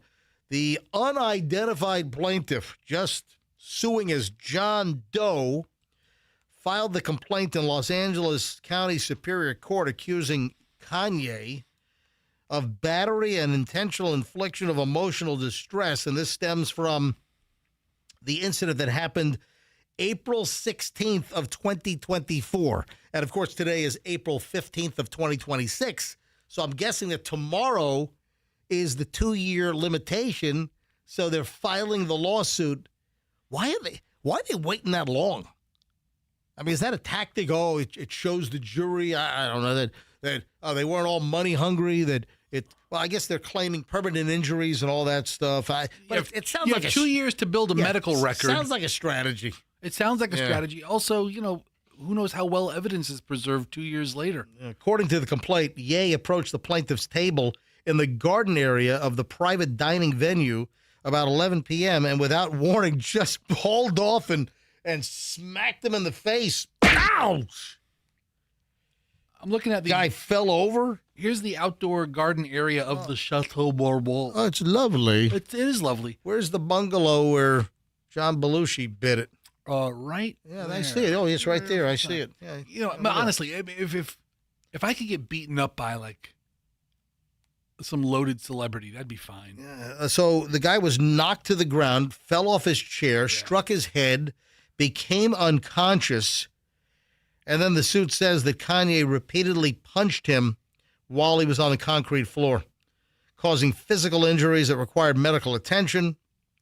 The plaintiff alleges he did nothing to provoke the attack, that Kanye just walked up to him, hauled off, and whacked him. And he's filing it as a John Doe. Nobody knows who this guy is. You don't even have to, stand in front of your accuser or anything like that. Ye or Kanye later accused the plaintiff of engaging in offensive and inappropriate conduct toward a woman in his party and repeated the claims publicly, exposing the plaintiff to public squad. I don't know what. Listen, this sounds like a $10 million settlement. I don't know. I mean, this whole thing's going to go away. It's never going to go to court. Suit's been filed. So, this brings to a close over an hour and 20 minutes of nonstop MJ. But folks, this is the show that never ends. Welcome back, my friends. So when we get back, credit card declined. That's a problem. Yeah, what happens? What happens when a credit? And I got to be honest, I got to tell a story. I've had my credit card declined recently. Yeah. So what is the appropriate behavior when a credit card is declined? We'll tell you what's not appropriate behavior. That's coming up in just a bit. We got a lot of stuff. 9 o'clock hour is going to be packed, and it starts in minutes here on the MJ Morning Show on Q105, 104.7 FM. Your carpets need love. Your carpets need attention. Take advantage of the amazing April special from Zero Res Carpet and Air Duct Cleaning. This is a phenomenal number. I'm going to tell you right now, this is the best number for the carpet cleaning bundle that I've seen in a long time. You can get 3 rooms of carpet cleaned the right way from Zero Res for just $109. And bonus time. You mentioned me, MJ, they'll do a free hallway. So 3 rooms of carpet and a hallway cleaned for just $109. Hurry before they come to their senses, because this is an amazing price.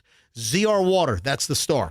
They don't use the soaps, the chemical shampoos like the other companies. That leaves a residue, attracts dirt faster. It's counterintuitive. I don't understand. That's why you call Zero Res. They're the best around.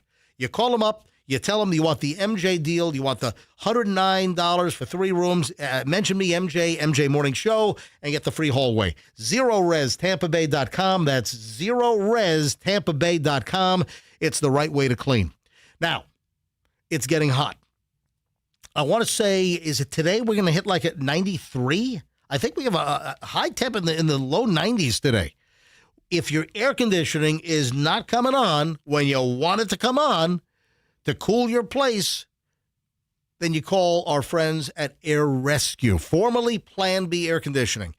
Everybody here in Florida, in the Tampa Bay area, you need a great air conditioning company. You want them in the pocket. All right? Have them in your contact list on your phone.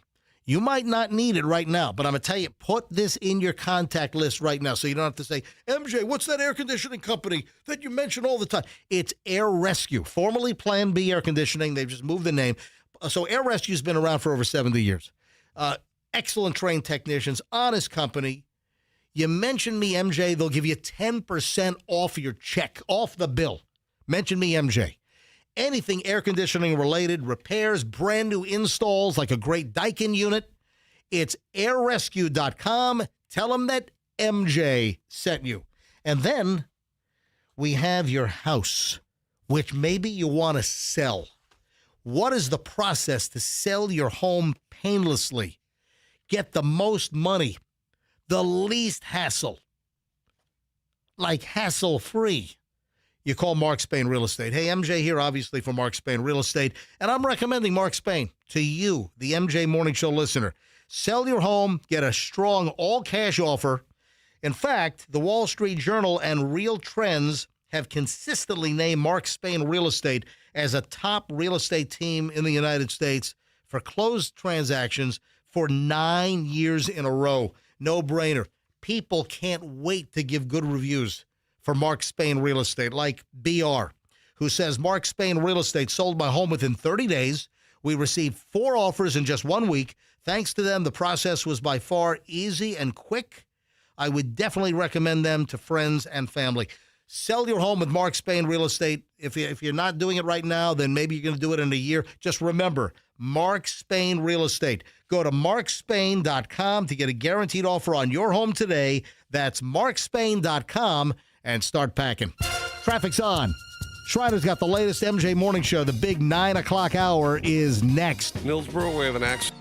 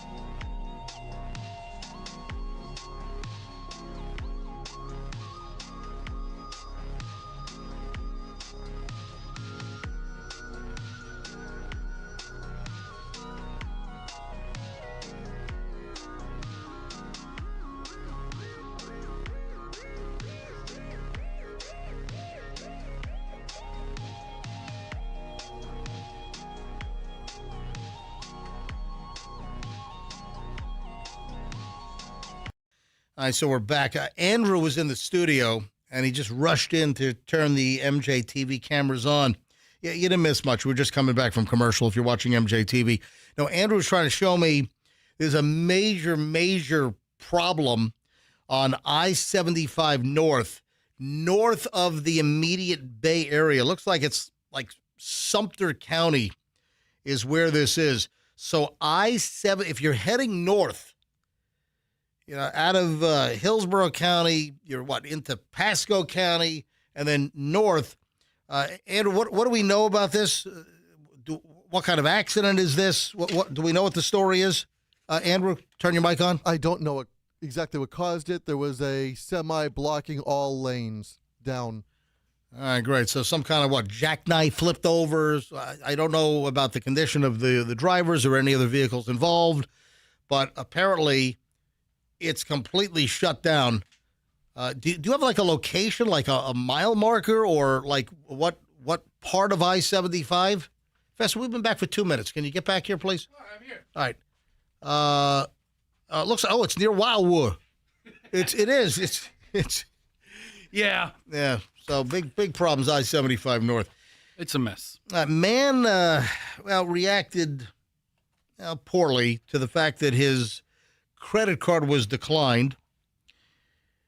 What is one of the worst things you can do if your credit card is declined during a purchase? Dude, let me give you an audio daily double hint.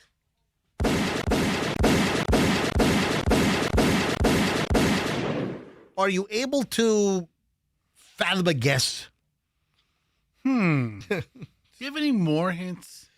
This is out of Texas. A 24-year-old man is facing aggravated robbery and deadly conduct charges after the sheriff's office in Bexar County said he opened fire on a bar and its crowded patio in Alamo Ranch. Oh, remember the Alamo? Where the guy shot up the Alamo patio porch because his credit card was declined? Remember the Alamo Ranch? Yes. Yeah, there's a dispute over a bar tab here. Michael Alexander Garcia allegedly fired multiple rounds at the bar after his credit cards were declined. It's not the bar's fault that you got crappy credit or the credit card company shut you off. Well, it's not even that. Sometimes, there's a problem with your debit card or you lose a card and you replace it and you carry the old one. Yeah, witnesses said that Garcia fired from his vehicle as he fled the scene. A security guard at the bar returned fire. Listen, at Texas... They're not messing around. Yeah, man. I would expect that all security guards in Texas now carry weapons. Deputies then tracked Garcia's vehicle down to a garage at a nearby residence, and witnesses positively identified this jackwagon. They booked firing shots at the bar because his credit card was declined. What a bozo. Hey, speaking of credit cards being declined, I was actually embarrassed numerous times. If you've got your credit card declined and it shows up declined, what does the person think of you? What does the clerk think of you? You know what? Do they think, oh, man, they shut him off, man. He's got no credit, man. He's a deadbeat, doesn't pay his bills. Man, what's going on in that guy's life? So I was embarrassed 2 or 3 times in the last, week and a half. So I had a crazy situation. My credit card expired, and they didn't send the new one. So I don't know what the hell's. I've got a JetBlue mileage card, right? So I don't need the mileage card with Delta because I get the status through American Express. So we picked JetBlue because JetBlue is one of the top options for us if we were heading up to Connecticut to see the kids. All right. So Delta, JetBlue. So I get the JetBlue credit card. Did your JetBlue credit card get declined by JetBlue? No. That would have been ironic. Yeah, that would have been very ironic. So I'm at the Publix pharmacy, and I know the pharmacist, and the pharmacist, it's Joanna. First of all, I love the Publix pharmacist, at least South Tampa, on Kennedy Boulevard. Great pharmacy. Staff is fantastic there. Love them. and I'm just going to pick up my, my cholesterol pills. I'm going to pick up my rosuvastatin, and I roll the credit card. And it's declined. I'm like, I see her go, No, she didn't. But come on, they see it's declined. I think it's so common these days. I think the idea of a credit card being declined was a bigger deal before all we used were credit cards. It's so common now. I had my card get declined, and it was because it was expired, and I didn't know. I haven't put the new card in my online wallet. All right, here's the deal. My card expired, and these bozos, it's just strange. These idiots at the credit card company, they don't send me a new card. I had to call them and say, hey, my card expired. So that's the first time it didn't work, right? So then they send me a new card. I activate the card. Yep. I go make some purchases. Works fine. Then like a week later, the card doesn't work. And it's like, oh, yeah, sometimes if you do a certain number of transactions, if the card is new, we shut it off. I'm like, why would you call me? You've got my phone number, my email address. What are you thinking? We're going to fix it now. We're going to make sure. You've embarrassed me. I got people think that, I'm broke and I've been shut off by JetBlue credit card from Barclays. And then the rumors get out. Oh, yeah. You know that MJ guy? Oh, yeah. Not only does he have high cholesterol, but he also has ED. And, I know this because I'm his pharmacist. Anyway, his credit card was declined. He doesn't pay his bills. I got to make a revelation here on the MJ Morning Show. All right. Big revelation. I didn't know this until I saw somebody post it on Tampa Reddit. I filed a complaint against Michael Jordan. You did? I did. I filed a formal complaint against Michael Jordan the other day. Battle of the MJs. Yes, it is. It's Battle of the MJs. And in fact, when I filed the complaint, I even noted MJ. Go figure. Do you have any idea where this is going? I know who was in town, and I know how you are. Hold on. Did you know he was in town? I saw his plane. I saw that his plane was at the airport. Yes. I probably saw it on the Tampa Reddit, actually. So Michael Jordan's plane, Michael Jordan, Air Jordan, he flew into town. I think this was Monday. I think he parks it at that airport, kind of like by International Plaza. I've seen his plane there before. It's all Tampa International Airport. Those are called the FBOs. Those are like Signature, and you've got the private aircraft hangars over there. I thought that's where he parked his stuff. That's exactly where his stuff was parked. So for some reason, I didn't know this, but in Beach Park in South Tampa, there are lots of residents that when the jets use runway 1 right, which is the runway over all of the houses on approach right along West Shore Boulevard, and then, goes right over the mall, over West Shore Plaza. And, of course, you've got all those houses all along the west side of West Shore, man, from Gandy all the way up to Kennedy. You got a lot of houses, and a lot of people call to complain because the jets are supposed to be out over the water on runway 1 left, all right? So when they land on runway 1 right, a lot of times it's pilot request. Why?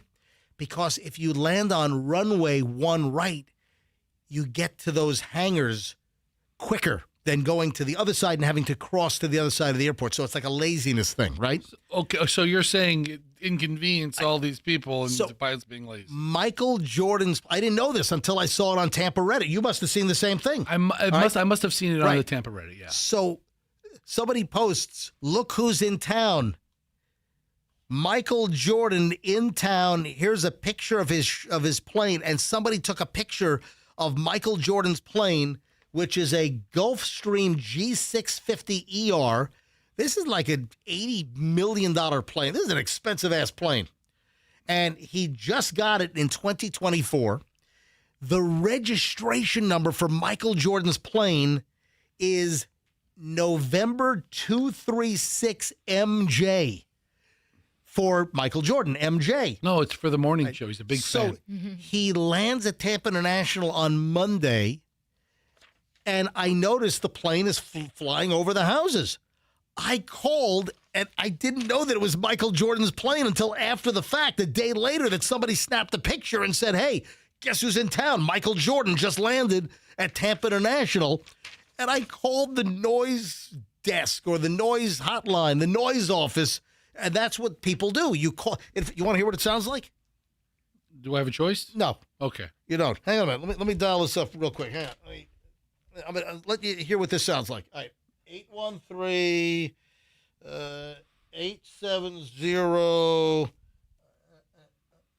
right. I'm just going to call this up. So I must have seen his old plane. You've reached the noise monitoring office for Tampa International Airport. To file a noise complaint by phone, it is required that you provide your name, address, and phone number.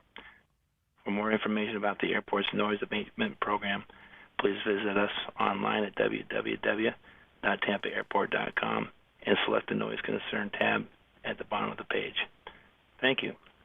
Record your message at the tone. When you are finished, hang up or press pound for more options. All right, so then you leave, and I would have said noise complaint, and and then I give the aircraft registration because I've got all the apps. And if these pilots try to get all sneaky and they block their data from like FlightAware or Flight Radar 24, then I just go to the ADSB Exchange app and that information's not blocked. So Michael Jordan landed. Screw the residents of Beach Park. My G650 Gulfstream is going to make all kinds of noise flying over the houses instead of flying out over the water, over the Howard Franklin Bridge and the Gandhi. So I filed the complaint against Michael Jordan. Michael Jordan's like, look at all those poor people living on the water down there. Shut up. Fly over them. Yeah, so I saw his old plane, I don't know, maybe 5 years ago. And it was like painted in like North Carolina white and blue, but all of his planes have the Michael Jordan Jumpman, the Air Jordan thing. Yeah, they all have the Air Jordan like silhouette on the tail. It's a nice ass private plane. All right, Fester, quickly. Yes, I want to see how quick your response is. Who is Jared Goff? Jared Goff's a quarterback. There you go. Boom, you got it. He plays. He used to play for the Rams. He plays for the Lions now. All right, listen to this. We have another Coachella story. We've had a ton of stories come out of Coachella. People started puking because they think the pizza gave them food poisoning. No, seriously, they were calling it Pukechella. You've heard of Coachella, right? Yeah. So Coachella is this concert festival. This is like multi-day concert festival out in California. And there have been a bunch of interesting stories that have come out of Coachella. One was $25 for a slice of pizza. It seems high. Yeah, just a wee bit high. $25 for a slice of pizza, and apparently people got food poisoning, and people were puking all over the place, and they were dubbing it Pukechella because of the $25 bad pizza. Then Heidi Klum was running around in disguise, and no one recognized Heidi Klum. She loves dressing up in costumes. Supermodel Heidi Klum. Walking around. Then I guess Kylie Jenner was spotted at Coachella. Kendall Jenner was spotted making out with Jacob Elordi. Oh, really? Oh, wow. Oh, my God. Yeah. Whoa. So Kylie Jenner, people saw her at Coachella, and I guess something was wrong with one of her boobs. And, these Kardashians and the Jenner, she's wearing the tightest, skimpiest, most revealing. It's like, look at me, look at my body, drool on me, drool on my body, okay. Look at my boobs, look at my butt, look at me. Not mad at any of it. All right, so anyway, I guess people noticed that Kylie Jenner's, something was up with one of her implants, and people were suggesting maybe it was ruptured. Oh, my. Yeah, because there was a picture that showed one of her boobs flattened. So I don't know what the outcome on that. And then I get to are you curious why I asked you who Jared Goff was? Yeah, why? Well, there's a reason. There's a method to my madness there, Sparky.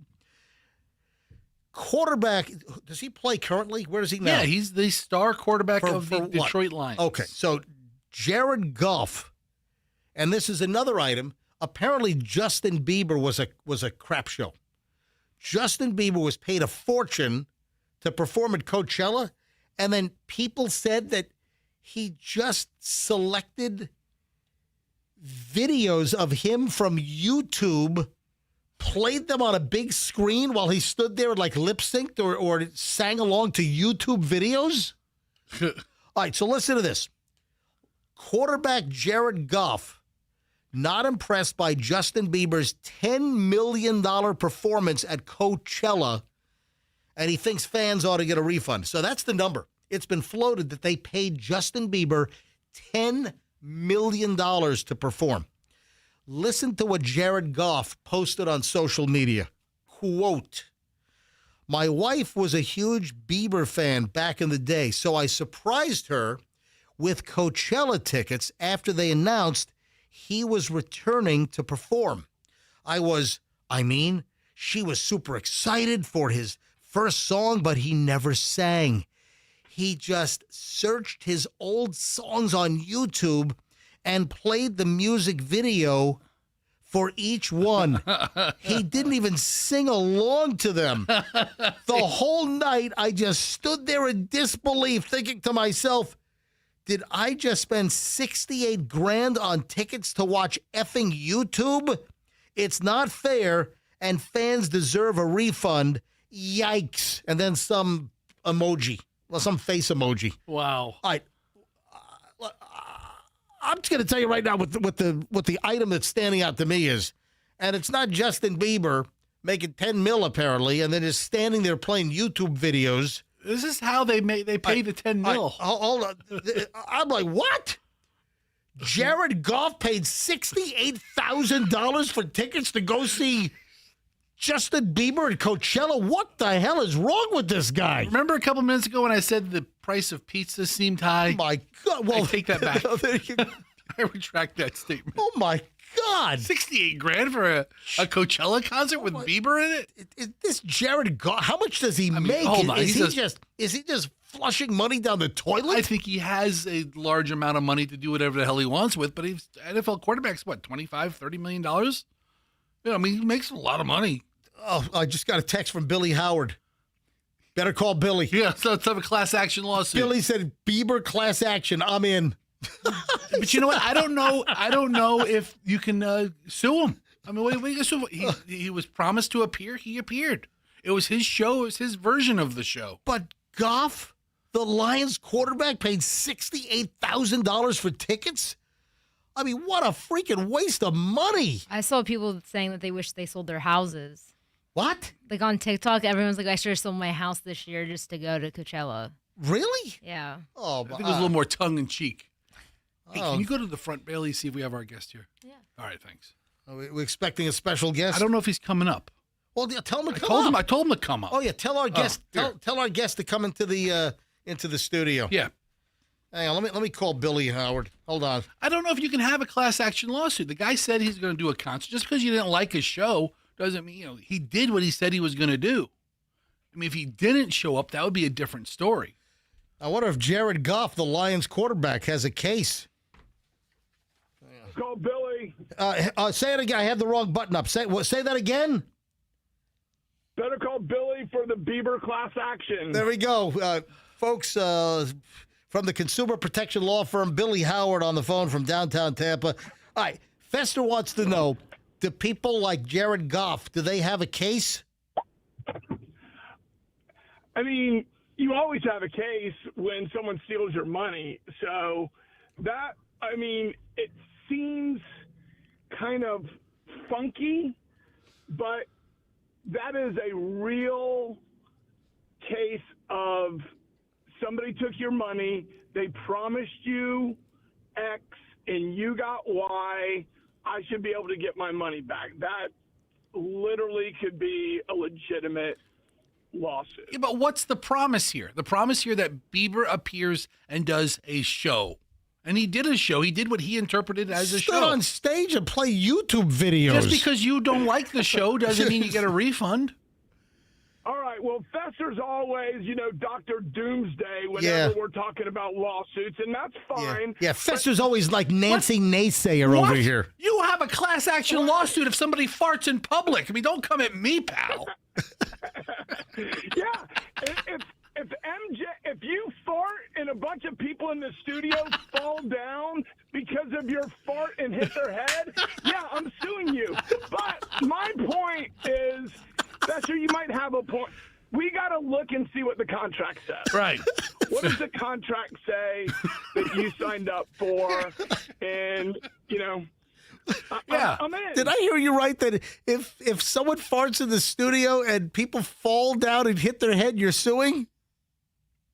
I mean, then take it to the next level, MJ. Let's say that your wife walks in and drops her purse, and there's some kind of deadly smoke bomb in there, and everybody falls and hits their head, then yes, we're suing. So whenever you have a injury that's caused by somebody's negligence, that is lawsuit 101. Gotcha. All right, listen, I'll try to get a hold of Jared Goff, the quarterback for the Detroit Lions, and have him get a hold of Better Call Billy to file a lawsuit against Coachella and Justin Bieber for this sham of a performance.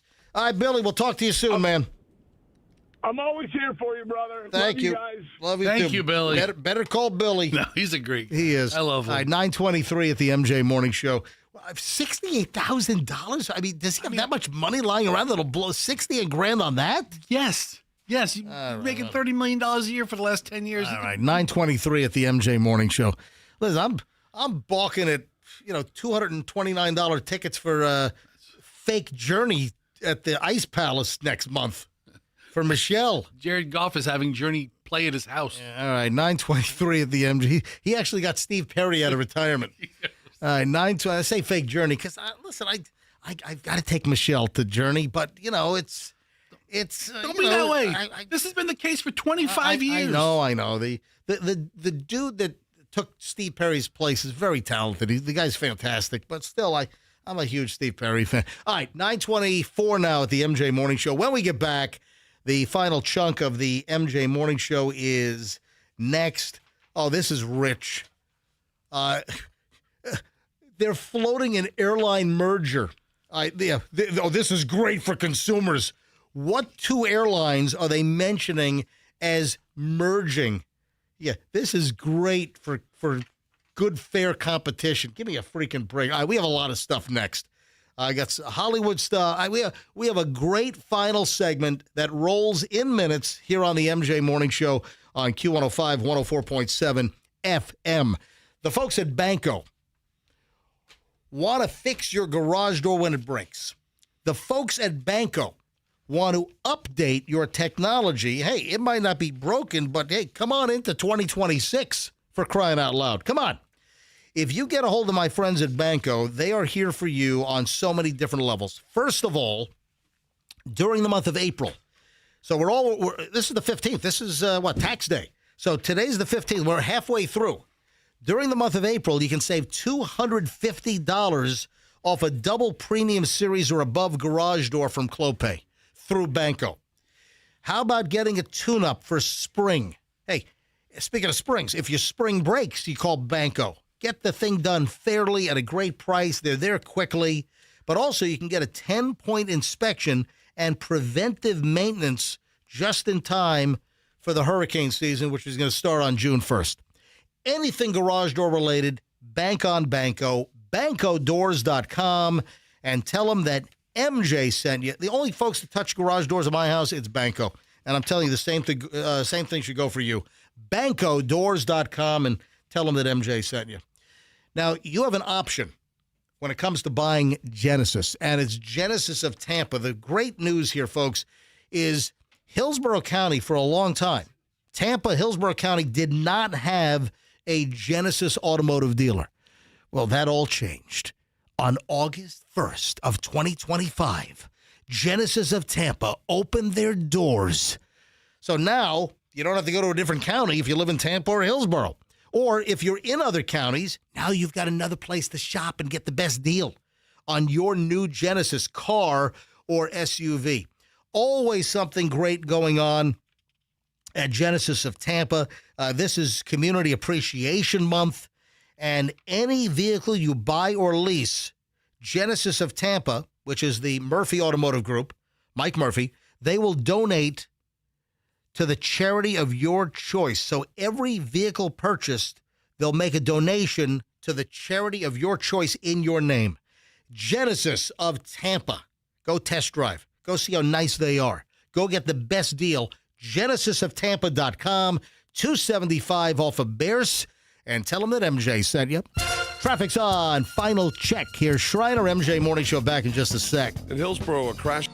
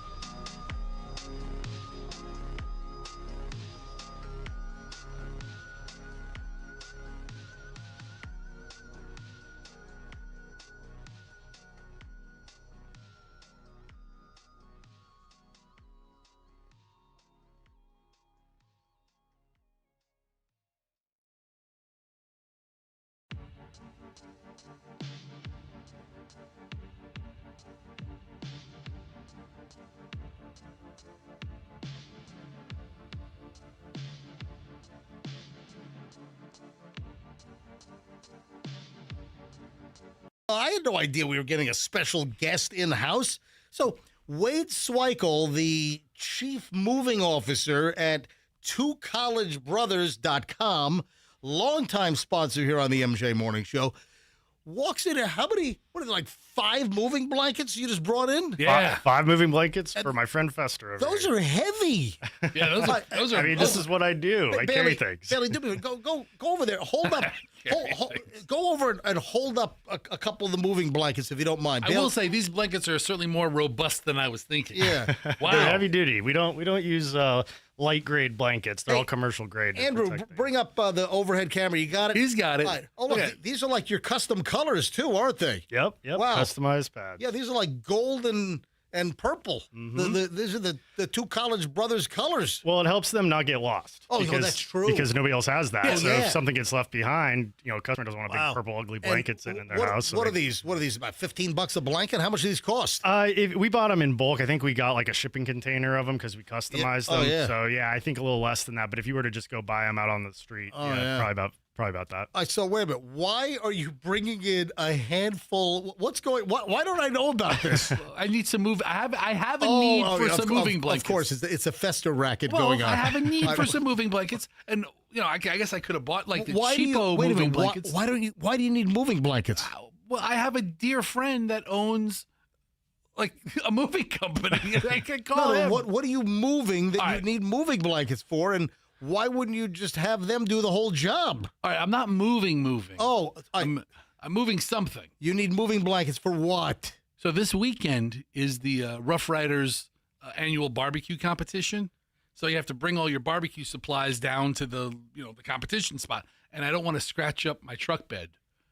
Whoa, you don't have a bed liner? No. When you buy a truck, they don't give you a bed liner. Why don't you have a bed liner? I haven't bought one yet. I will. Oh my God! You want me to call Lorenzo and get the bed liner installed later today? No. Come on. I gotta load up my truck for my barbecue supplies. So you have to put barbecue grills in the back of your new Ford F-150 from Veterans Ford. I gotta put another MJ Morning Show sponsor. I gotta put my grills in there. I gotta put my tent in there, my chairs, my table, all my supplies, my cooler, my knives, my flags. We got it. All right. So instead of scratching up the bed, you had Wade, a busy CEO of a major moving company, is dragging 5 heavy moving blankets up to our studio? Yeah, just so I can use them for my barbecue competition, and I'll give them back to him next week.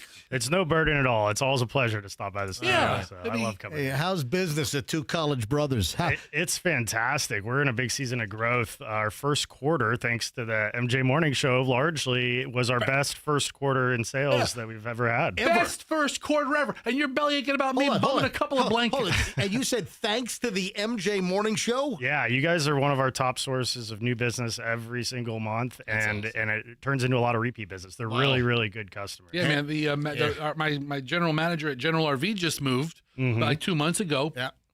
Called him, used him, was thrilled with the service. Hello, businesses that are listening right now. You just heard what Wade Sweikel said about the MJ Morning Show and business leads for Two College Brothers Moving and Storage. Last year, you moved a friend of mine to South Carolina, or one of the Carolinas. He's like, it was the best quote and best experience. I might have 2 open positions for endorsements. I might have 2 more available. And if your company sells boner pills, I'm available. Well, every single month, it's repeat and referral. Google MJ Morning Show. That's how people are finding. That's fantastic. Thank you. All right, listen. Any serious advertisers? Send me an email. MJ@MJMorningshow.com. That's MJ@MJMorningshow.com. I'd like to welcome the right fit for additional MJ Morning Show sponsors to get my endorsement. And the right fit for me is a good erectile dysfunction clinic.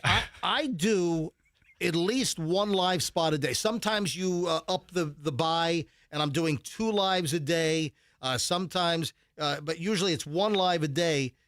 So you're on the show with me doing a live spot for Two College Brothers every single day that we're on the air. Yep, for 4 years now. Yeah, and honestly, I was a little nervous going into it at first. You know, it's an investment, but 4 years later, I hope you stay on the air forever.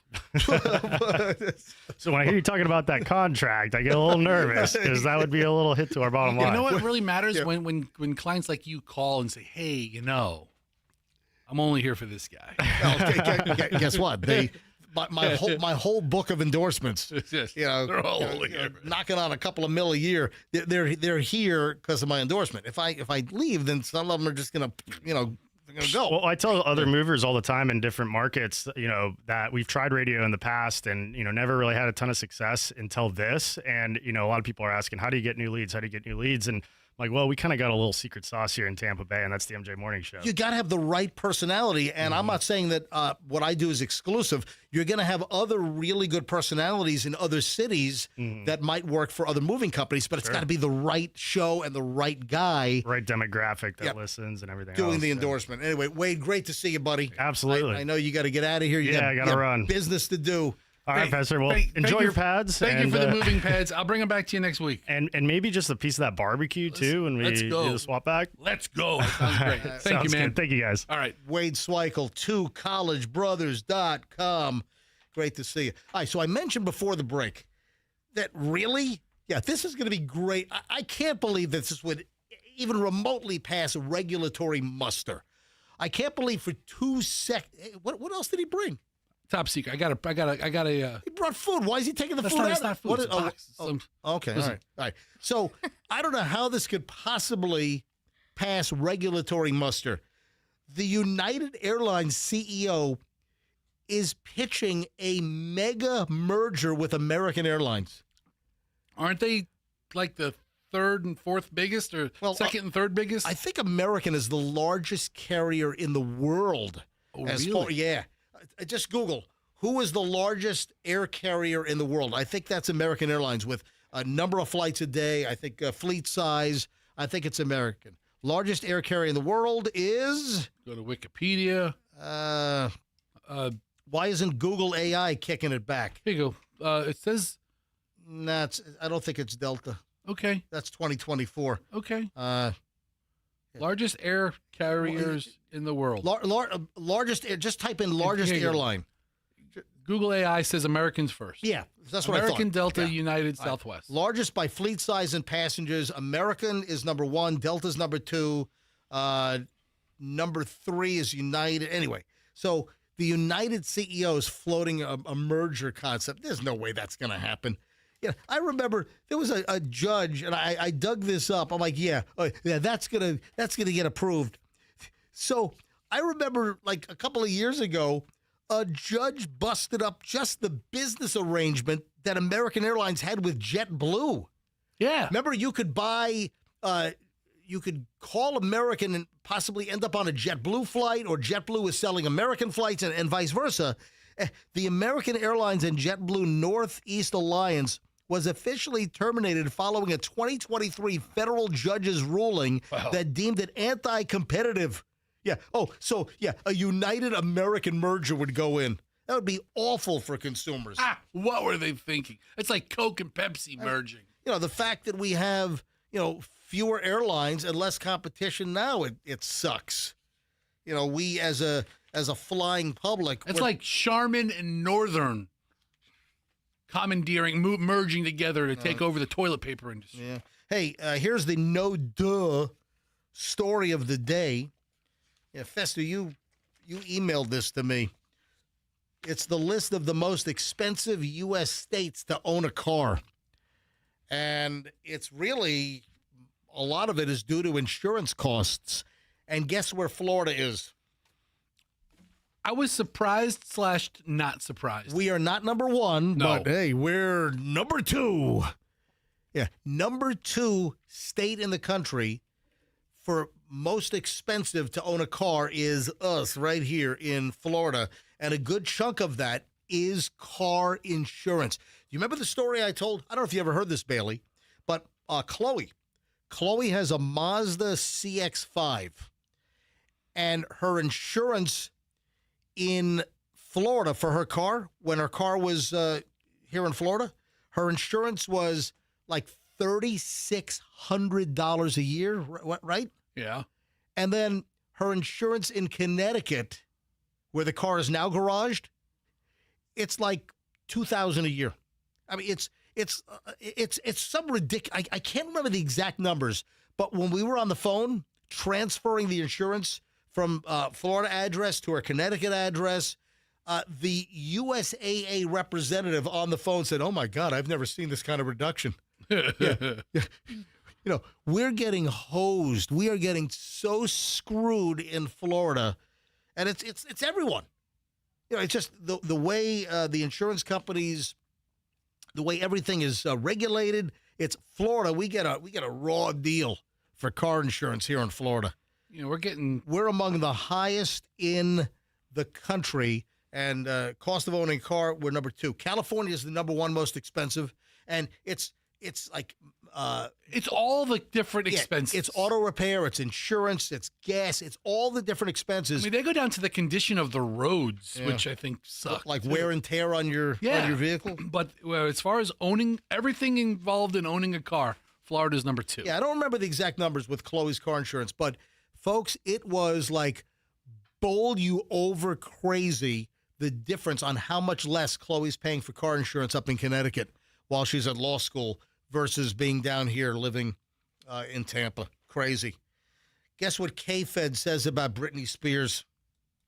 Thanks for all the money. Nope. K-Fed says that he's aware of reports that Britney's checked into rehab and that if she needs any help, he's happy that she's getting the help that she needs. It appears to be the right decision.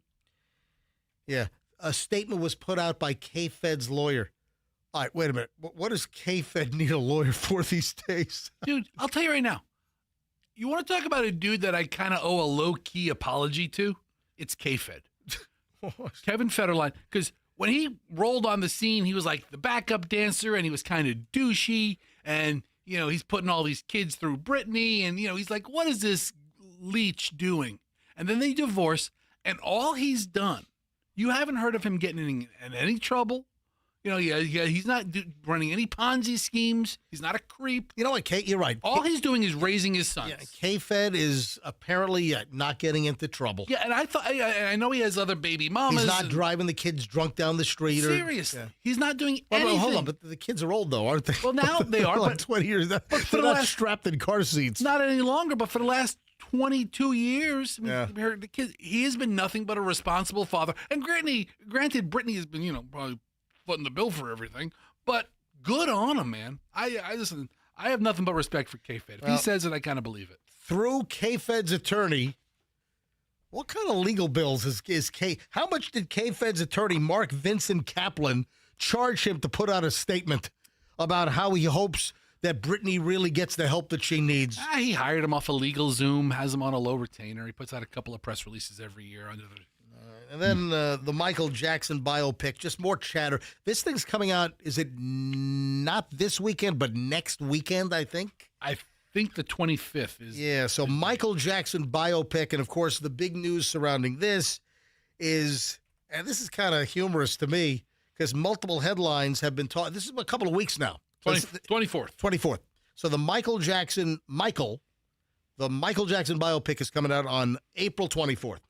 And the story that's been circulating for a couple of weeks now is how they're whitewashing the biopic. And that, remember, we had a story a week or two ago how the Jackson family, they were spending like millions to re-edit the movie or even reshoot things because they wanted all of the insinuations or anything talking about the child abuse and the trial and any of the allegations removed. So there are a bunch of stories that the Jackson family is shamefully whitewashing some of the controversy in his life.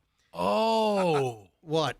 That's what you mean when you said whitewashing. Yes. I thought you meant the skin bleaching. Yes. Yeah. So I want to know. I thought you meant the color. I want to know. That's where I'm going with this. Does he get lighter by the end of the film? I want to know if they address the fact that it was alleged that, I mean, you look at Michael Jackson and the color of his skin when he was a kid. Well, the Thriller album. What is his first that's hit right, album? That's right. Even Thriller. Yeah. I mean, he ended up, paler than me. What about his nose? How does his nose look at the end of the movie? Remember, you could see like his nostrils and it was all like flaking off. He had he had multiple nose jobs, and remember there were stories in the tabloids that his nose was actually coming apart, that there was no more skin left on it, and who knows? But are they going to address the fact that his skin? I mean, like 7 shades lighter. I mean, I don't know if that's going to be addressed. And has there ever been definitive reporting on what happened to Michael Jackson's skin? How he went from a black kid to like pasty white.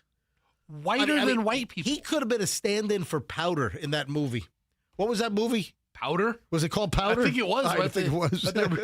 What's that movie with the guy named Powder? Oh, it's Powder. He's whiter than actual baby powder. I mean, are they going to address that? So the molestation charges, all that crap, apparently. How do you do a biopic and not have any of that? I don't. And what about Bubbles? What about Bubbles? I hope Bubbles makes an appearance. Because Bubbles is being housed at that primate facility, like in, is it Wauchula? Yes. Somewhere like out there. Yeah, Bubbles is in Florida. You know what? Bubbles the chimp. I never called that place to see if we could borrow Bubbles to take him to the movie. Hey, Festa, did you see that Charlie Sheen's RV is up for sale on an auction site? Ooh, what is it? Yeah, it's a 1998 Prevost Marathon XL. Ooh. Uh-oh, is that bad? No, it's not bad. It's just very limited. Audience? Yeah. But, I mean, I wonder if Charlie Sheen left, like, drug paraphernalia Easter eggs, like, all over the RV. Dude, if that RV could talk. Or hooker phone numbers. Or Bic Tarvey. Is that the AIDS pill? I think it might be. I think so. Look, I mean, he's HIV positive, right? Yes. Right? And it's not the same death sentence that it was no, it's not. 30 years ago. Yeah, listen, just talk to Magic Johnson about that. But yeah, so his RV's up for sale? Yeah, the blue RV, a 1998 Prevost, that's Prevost, Marathon XL, was custom ordered by Charlie, and he had it till at least 2021 when a musician bought it and turned it into a 6-bunk setup and took it on tour. But this is Charlie Sheen's old 2.5 men dressing room on wheels. So wait a minute. It was always behind the set. Did he? So he had this on the set, whatever studio they filmed 2.5 Men at, probably Warner Brothers, or I don't know what lot it was, but I mean, how much was this? This was what, like probably a quarter, when it was new? $750,000? Yeah, I would say it was knocking on $1 million, maybe. Even in 1998. It's a pretty high end. Oh, this is high end, absolutely, for that time. Yeah, so it's for sale. Yeah, it's loaded. But it's not an RV anymore. Now it's a band tour bus with like sleeping for like 6 bunks. Power adjustable captain's chair, backup camera, air conditioning, full galley. Well, air conditioning, pretty comes fancy. with all the kitchen essentials. I'm sure. Yeah, look at that. How much does he want for it? The bidding starts today. Oh no, I'm sorry. The bidding ends today. Oh. The Marathon Motor Coach is up for grabs in Tennessee. Tennessee. The bidding war will end today, April 15th. Where's the bidding at? Does it give a number? I got a link. Stupid link. I think it's in Tennessee. All right, so who's the owner now? I mean, does it really matter that Charlie Sheen owned it and got rid of it 6 years ago? Yeah, you'd kind of want to buy it right from Charlie Sheen for maximum celebrity value, hooker value, etc. I mean, the best chance of scoring a free bag of Coke tucked away between the seat cushions would have been to buy it directly from Charlie. Yeah, exactly. Yeah. So they've probably gone through it. Yeah, they probably pulled all that stuff. Yeah, I would want to buy it directly from Charlie Sheen. I don't want to. It's been, how many middlemen has it been through now? Went to some unknown band. Yeah. And now, I got to buy it directly from Charlie Sheen. I got tiger blood, man. Yeah. What else do we have here? What was the Charlie Sheen? Winning. Winning. Yeah. Hey, who's got the highest bid? Because they are winning. My old RV. Winning. Did you ever watch the second half of that documentary about Charlie Sheen? Remember I turned you on to the first half? I think Michelle and I watched both of those. It's a fascinating documentary. It is. On one of the I got tiger blood, man. Yeah, I got tiger blood, man. I got tiger blood, man. All right, Charlie. That's what the RV runs on, tiger blood. Exactly. Anything else when we get out of here today? Oh, the Cash Kitty's coming up next. Oh, great. Yeah, so we're rolling up on 9:53 here. The Cash Kitty is 7 minutes away. Coming up at 10 o'clock, you'll have another opportunity to listen. Right at 10 o'clock, you'll hear the new word and just text the word, and you could be the next $1,000 winner with the Cash Kitty. 9:53 at the MJ Morning Show. Folks, have a fantastic day. Bailey, great to have you in here. Thank you. Thanks, Bailey. Thanks for kind of sitting in a little bit for Michelle today. We'll see you back here tomorrow. MJ Morning Show on Q105, 104.7 FM. And let's be careful out there.